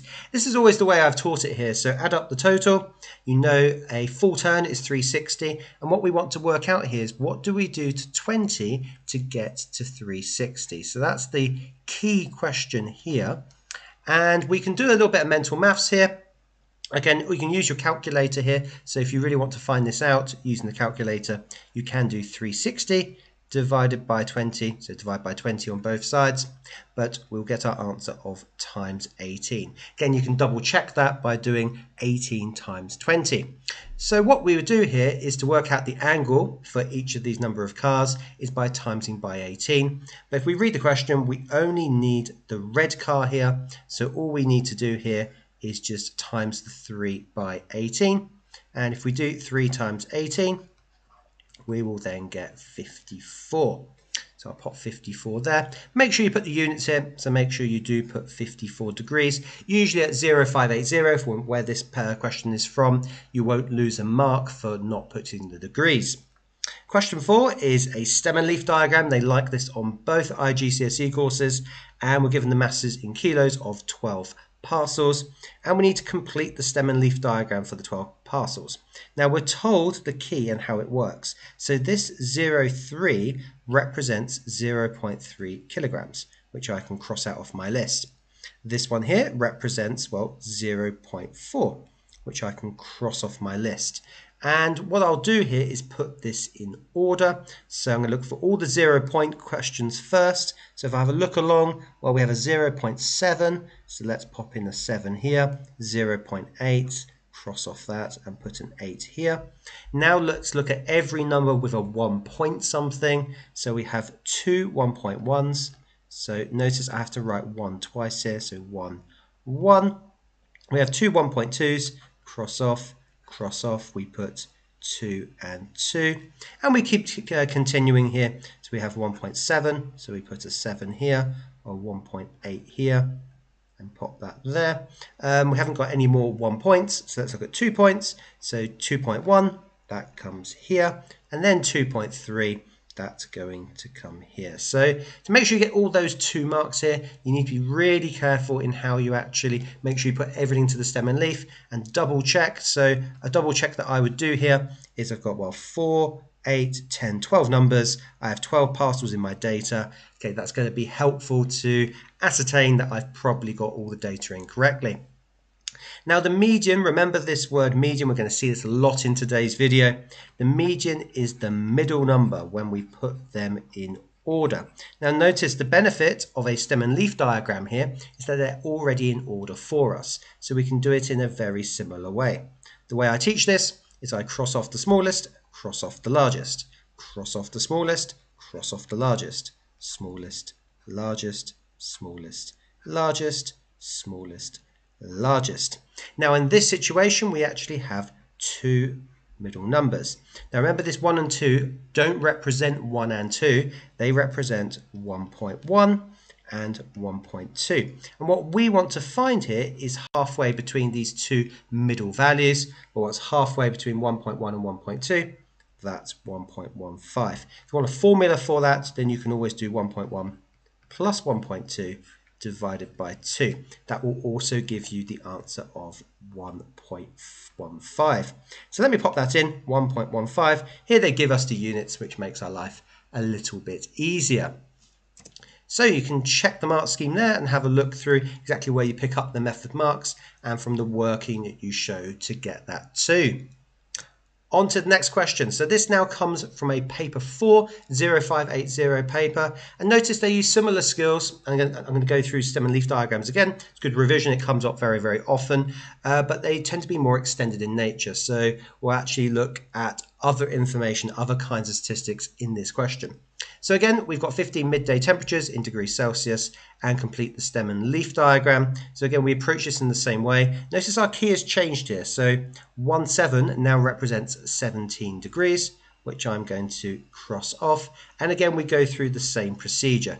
Notice we have another 17, so we put a 7 here. We've got 1, 2 8s, so we're going to go 8, 8. Again, if you want to skip this part of the video, that's absolutely fine. But if you want to see me do this and just go through this carefully, it may also be useful for you. So let's go through now the 20 numbers. So we've got 21 4 times, 1, 2, 3, 4. It's all about being careful here. That's it. And we've got 122, and then we've got 2 23s, and crossing them off as we go along, and then a 4 and a 5. Again, I'm going to check how many numbers I've got here. So 3, 6, 9, 12, 15. 15 midday temperatures. I've probably got this right. Now the median works in the same way that we did the previous question with a slight twist. So we start with the smallest, largest, smallest, largest, smallest, largest. You can do this in threes as well. So go small, small, small, large, large, large. So you can always do that to speed up the process slightly. And notice that we're going to get our number here, just one number in this case, because we have an odd number of data. And that's going to be 21. So we're just going to pop 21 in for our 1 mark. Again, with a 1 mark question, you can just write down the answer. You'll get that mark. Okay, and on to the upper quartile, and let's go through. So I've got rid of all the marks from before, so let's go through and work this out. Now the upper quartile is also known as Q3, and there is a formula for this. So notice we've got 15 temperatures in total. To work out Q3, I'll write out as Q3, well, this is equal to 15 plus 1 divided by 4, because that works out 1 quartile. And then we're going to multiply by 3. It's worth really learning the upper quartile, lower quartile, median formulae. It will help you in the long run. We'll see this on other questions too. So 15 plus 1 is equal to 16, divided by 4, that gives me 4. and then we times by 3. So we're going to look for what's called the 12th value. The 12 is not the upper quartile. We're looking for the 12th value from the data. So what we do, I'll get my pen out, let's do green again. And we're just going to start from the bottom. So 1, 2, 3, 4, 5, 6, 7, 8, 9, 10, 11, 12. So my 12th number is going to be my upper quartile, and that will be 23. Now Rahul draws a pie chart. Hey, another pie chart question. They like them to show this information and calculate the sector angle for the number of days the temperature is 18 degrees. So let's actually set this up like a table. So if we put in 18 degrees, similar to the question we did before, how many 18s are there in the data? Well, we only have 2. So we have 2 of those. If we take the total of the data, we're told this in the question already, there's going to be 15.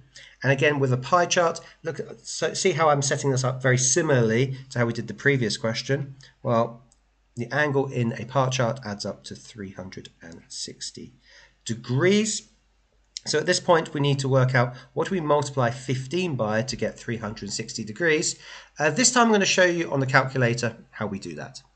Okay, so just like we did before, we can use a calculator this time. We just do 360 divided by 15. I want to show you that you can use your calculator for these kind of questions. This gives us 24. So we're going to pop 24 as our multiplier. And at this point, we're going to take that 24 and then multiply it by 2. That's going to give us then 48 degrees. Just to show you the mark scheme here, so if I just go forward here, notice there are different ways of expressing this. I've got this idea of 360, 15 and 2. So as long as you express that in some way, you will pick up that method mark. Perfect. Right, and now we're on to what's called a box and whisker diagram or box and whisker plot. You'll notice lots of different words used here for the same thing. And it shows information about the masses in grams of some apples, and we need to find some data about it. So, first of all, the median on a box plot is always the line inside the box. So that's our median here. And if we look at our scale very carefully, so I'm just having a look here, what they're working in. I think they're working in 5s here. It's 110, 20, 30, 40, 50. So always check the scale. So these little squares are in 5s. So we get 5, 10, 15, 20. So this one here is going to be 120. To work out the range, well, we need to understand how this diagram works. So this whisker here is the minimum value, and this whisker over here is the maximum value. So to work out the range, remember the range is the biggest minus the smallest, so it's max minus minimum. And if we read this off very carefully, remember it's in 5s here, so our minimum is going to be 40. Our maximum here is going to be 170, and 170 minus 40, that's going to be 130. Again, 1 mark questions, again, it's not going to be too complicated. Find the interquartile range here. So the interquartile range, well, let's finish off our diagram here. This is going to be our lower quartile, or Q1, and this here is going to be our upper quartile. We'll need this for later on as well. And the interquartile range, so what we like to call IQR for short, that is the length of the box. So if we have a look at this, let's work out what these values are here. So this one's a bit of a trickier one. So we've got 60, 70, 80. So we've got 80 here. And if we look at the top one here, we've got 140. So the interquartile range, well, it's the upper quartile minus the lower quartile, essentially the length of the box. So we do 140 minus 80, and that's equal to 60. Which I'll pop in there. Notice the units are already provided, which helps us out quite a lot. And on to, again, this kind of question. This is all question 1, and we're now looking at the estimate of a mean. Really, really important skill that you need to be able to do. Now, this is a 0580 course, so I'm going to do this manually without the help of a graphical calculator, but you can still use a scientific calculator for this.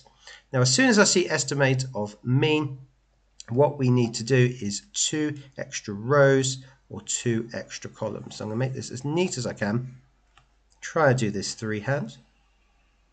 And there are 2 extra things that we need before we can work out anything. Now the first point is the midpoint, so I'm going to write that in, midpoint. And all that is, so in my column, I'm going to find halfway between the boundaries here. So what's halfway between 40 and 60? That's going to be 50. 60 and 80, that's 70. If you need a formula for this, then the formula would be 60 plus 80 divided by 2. That's where it comes from. So if you prefer a formula, halfway between 80 and 90, be careful here. This is 85, so do pay attention when you do this. 90 and 100, that's going to be 95. And then here again, it changes slightly. So halfway between 100 and 150 is 125. Now what we're going to do, again, this is a standard procedure, you're going to see me do this a couple of times in this video, is we take this midpoint and times it by the frequency. So I tend to write m times f to represent that. Now some of these can actually be done mentally. So 50 times 6 is 300, 10 times 70 is 700. But some of these is easier to do on the calculator, so let's do it now. Okay, so I've worked out the three answers we need here. So 5,950, 7,980, and 3,750. So let's pop that in. Okay, so now I've got all that data. My next step, again, you're not going to get 4 marks for 3 here, is we need to add all these numbers together. So let's go to my calculator and do that now. Okay, so 18,680, add all those together. And now we've finally got everything that we need here. So to work out the estimate of mean, we take that total that we just worked out, so that's 18,680, and then we divide it by the total amount of students, so the total frequency, and we're actually told in the question, so you do use that, so we do over 200. Again, we're going to go back to the calculator for the last time. Okay, so 18,680 divided by 200, and then we get, well, a fraction, but let's simplify it to a decimal here. And we get 93.4. So we pop that in. So 93.4. Again, this is the whole value. So we get all 4 marks. Again, showing our working, finding those midpoints, finding the midpoints times frequency. Then we get the estimate of mean, and then we put down our final answer.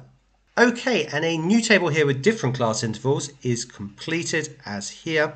And on a histogram, so this is an important word here. If you're doing 0580, histograms are on your course. If you're doing 0607, they are not on your course. So only pay attention to this if you're doing 0580. And we're told on this histogram, the height of the bar between 40 and 90 is 17.2. That's going to be important later. And we need the height of the bar for 90 to 150. Now what I'd like to do here is make a new column. So I'm just going to pop this new column here, and I'm going to call this, hopefully this is a term you're aware with at home, and that is called frequency density. So I'm going to shorten that to FD. Now the way we work out frequency density is equal to the frequencies divided by class width. So we're going to work that out for both of these. If we do the one here, well, our frequency is 86. Now, what is that class width? Well, it's the difference between 90 and 40, which in this case is going to be 50. And if we do that on a calculator, again, I'm just going to do that on my calculator just here, then we get the answer of 1.72, which I'm going to write in here.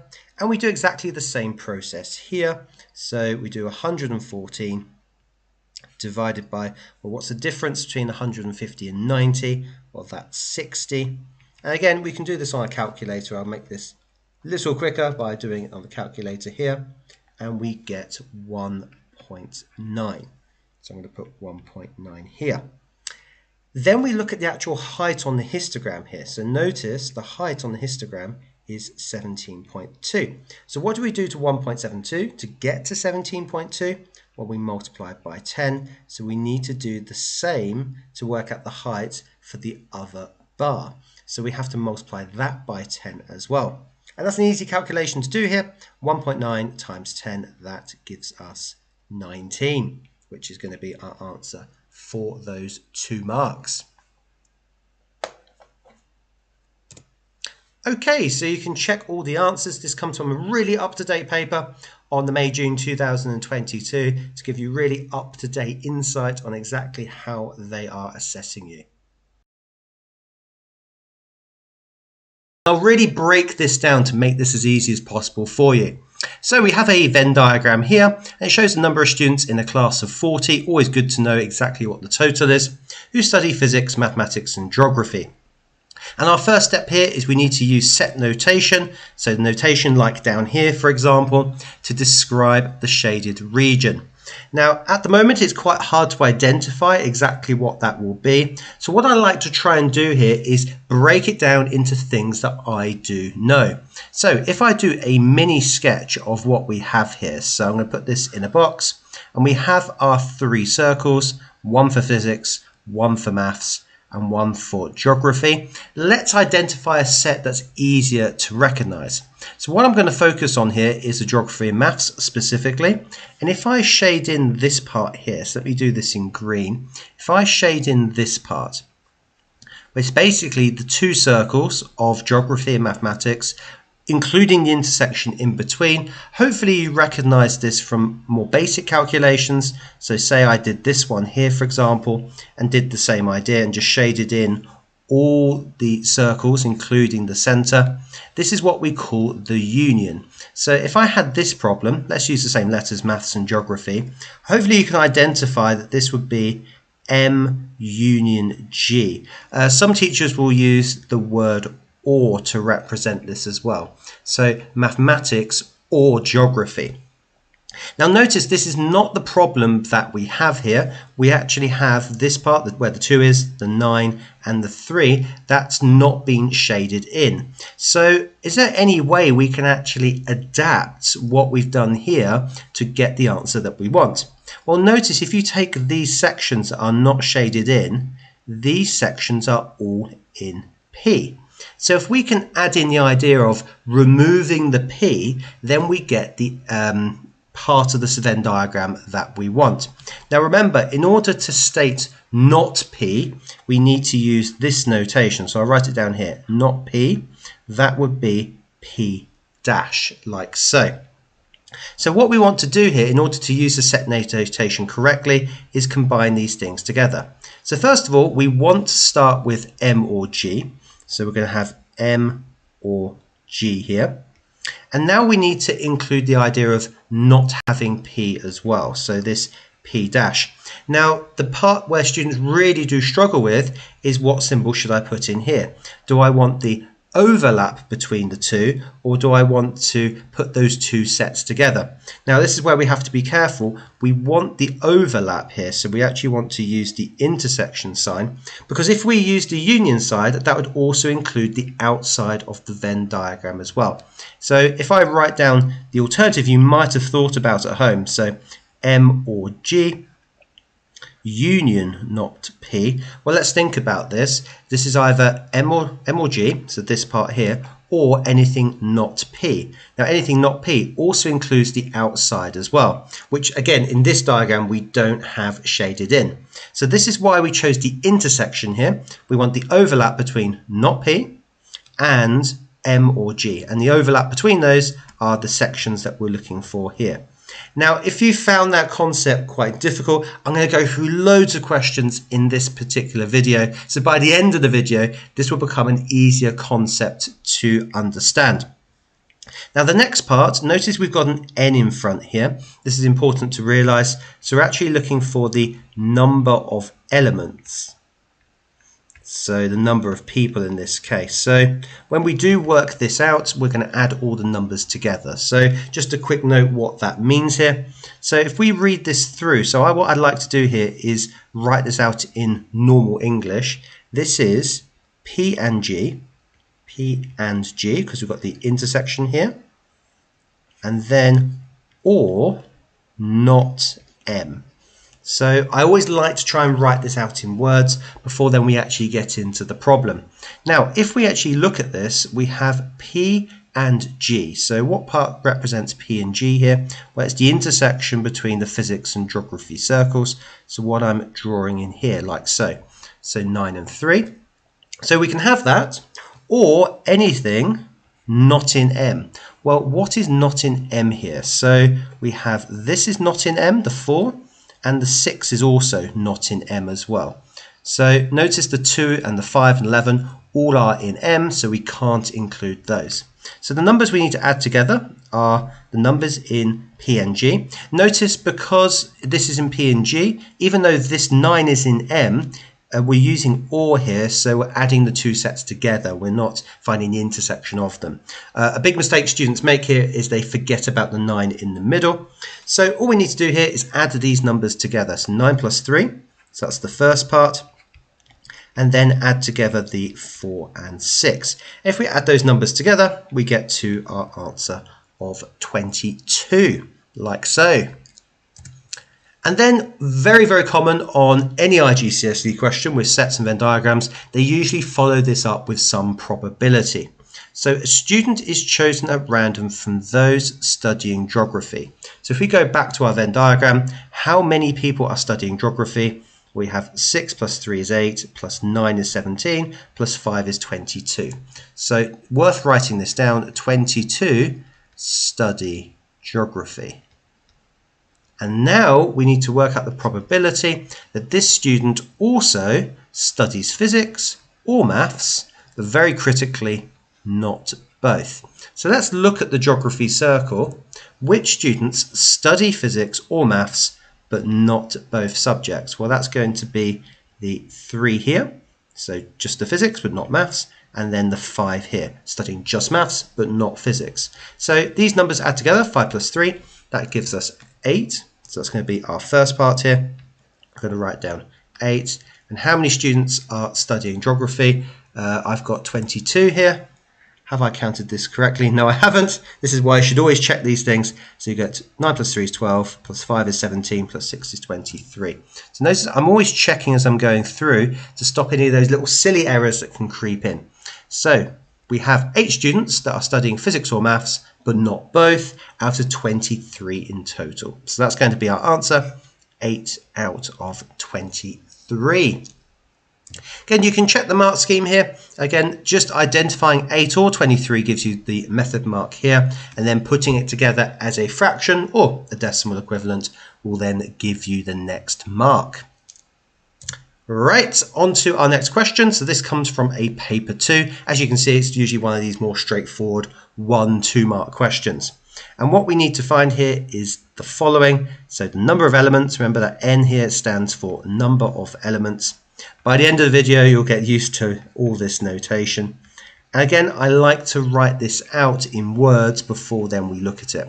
So what this means is A and B, remember we've got the intersection here, this intersection symbol, but we have the dash outside, so I like to write but not that. Now you see that sentence and you go, right, how do I break this down to something that's easy to understand? Well, let's have a think about this. So I want A and B first of all. So if I draw a sketch of A and B and what that would look like, this is how I do it, always break it down into its components, into its parts.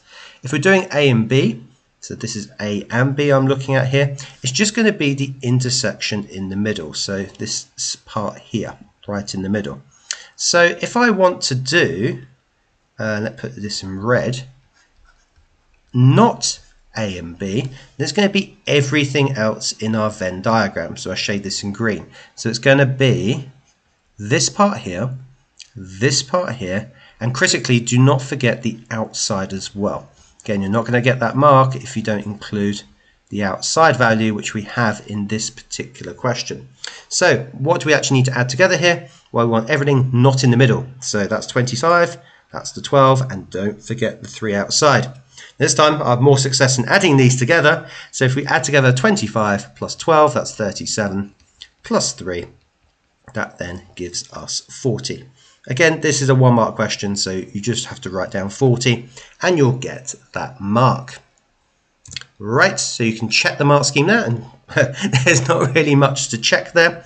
Whilst you're watching the video, if you have a particular topic that you really want to go through, then please do let me know down in the comments below. A lot of these videos have actually come out from your suggestions. So whether that's doing the hardest IGCSE questions I can find, all of IGCSE statistics, all of IGCSE transformations. So your ideas are really critical for the future content I'm going to bring out to you. So again, please do mention that in the comments below.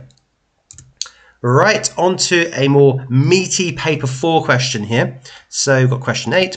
Use set notation. So there's always that indication when to use set notation to describe the shaded region in the Venn diagram. This is a fairly straightforward question here because we've got that intersection in the middle. And remember from what we've done before, this is written set notation as A intersection B. Again, I often write this as A and B. But we want this in set notation, so we just write A intersection B, like so. And what's typical, particularly on the extended paper here, is shading the correct region in each Venn diagram. This is a very, very standard skill you need to get good at to answer these kind of questions. So the first one here is Q or not P. So again, I like to write this out in words. Q or not P. Now, one way of approaching this kind of question, again, I'm going through this really carefully, I know students struggle with this, is actually draw out the two situations where these sets are involved. So I'm going to do two separate Venn diagrams here, one Venn diagram there, and then one Venn diagram down below. So this is Q.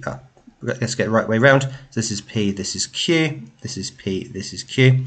I'm going to write down these two sets separately. Now Q, I think, is actually fairly straightforward. All we do is shade in everything that's Q. So we shade in this part here and this part here.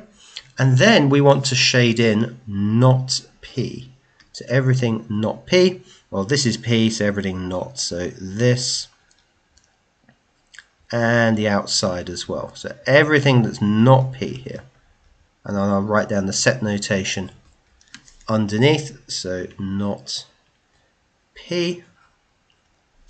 And what we want here is either in Q or not P. So what does that look like? We're combining the two sets together. Okay, so we're going to first of all shade in Q. So we shade in the Q part, like so. And now we need to shade everything not P. So notice we've already shaded in this part already, so we don't need to shade that in, but we do need to shade out the outside. That's the only thing we haven't done with this. So with an OR, you have to be a little bit more careful because you also want to shade in the outside of this as well. So that's our final answer here for the 1 mark. We want to shade in the whole of Q because that comes from the first part, and then we want to shade in everything that's not P. Again, we've already shaded in this part, so we don't need to shade it again, so to speak, but we do need to shade in the outside to get that mark. Again, we approach this in a very similar way as well. So notice I'm going to write this out in words, and I really recommend you do this in the exam. So we have K or L in brackets and not M. Okay, this is very typical for the harder kind of questions, K or L, and then not M. So this and is going to make a big difference when we do the last part. Now again, I would do two Venn diagrams, just separating out the two things. So I'm going to do two Venn diagrams down here. If you find this a little bit slow, that's absolutely fine. You can move on to the next question. But if you're really not sure about Venn diagrams, I do recommend you watching this part and make sure you get really happy with what I'm doing. So I'm going to label this the same way. So you've got K, L, M. We're going to do not M down here, and then we're going to do K or L up here. So we've got K, L, M. And what I'm going to do is just shade in these separately. So K or L, anything in K, anything in L. So we're going to shade in this part here. So anything K or L. I'm going to shade in everything not M. So what is not in M here? Well, anything not in this circle, including the outside. So that, and then the outside is also not in L as well. Now what makes this different to the previous question is we're looking for the and in between, the intersection, the overlap. So essentially the question what we're asking here is what do these two things have in common? Well, the only areas in common, let's get another color out here, let's get the gold out. what do these two things have in common? Well, this section are both shaded in, and this little tiny section up here is shaded in, and this section is shaded in. So those are the only things that are in common with these two Venn diagrams I've done. Now, how do I know to find what's in common? Well, it's this and in the middle. It's really, really important. So I'm only going to shade in what I've shaded in gold. So we've got the top part here. You need to be very careful when you're shading this. Clear to examiner exactly what regions. We want this part, and then we want this part as well. Okay, so as soon as you get these intersections, just be a little bit more careful with your shading to make sure you then get to the right answer. So on to the question down below. Again, very typical to get some probability at the same time. So we have the word Venn diagram, very suitable, and it shows 11 cards. One of these is chosen at random. Write down the probability the letter on the card is not A. So how many A's do we have? We've got one here, one here. How many are not A? So 1, 2, 3, 4, 5, 6, 7, 8, 9. So we have 9 not A out of 11 cards in total. So we just write down for our 1 mark, 9 out of 11. And now we're going to a slightly more tricky question here. So a card is chosen at random from these 11 cards, not cards, but cards, and then replaced. So that's important. A second card is then chosen at random. Find the probability that exactly one card has the letter N. So the way I would set this up is actually do a tree diagram. If you want more work on probability, then do check out the video above. But the way I would do this is sort this into N and not N, and then N and not N. Again, we call this when we're talking about IB, in the binomial distribution, talking into a success or failure. That's how we describe it. So then I'm going to do my tree diagram. So the probability of getting N, how many N's do we have? 1, 2, just 2. Okay, so we have 2 here out of 11. So not N, well, we can use that very similar to what we did in the question here. I'm just double checking we only got 2 N's. That would be 9 out of 11. Now notice the card is replaced, so these probabilities do not change. So it's going to be 2 out of 11 over 9 out of 11, 2 out of 11, 9 out of 11.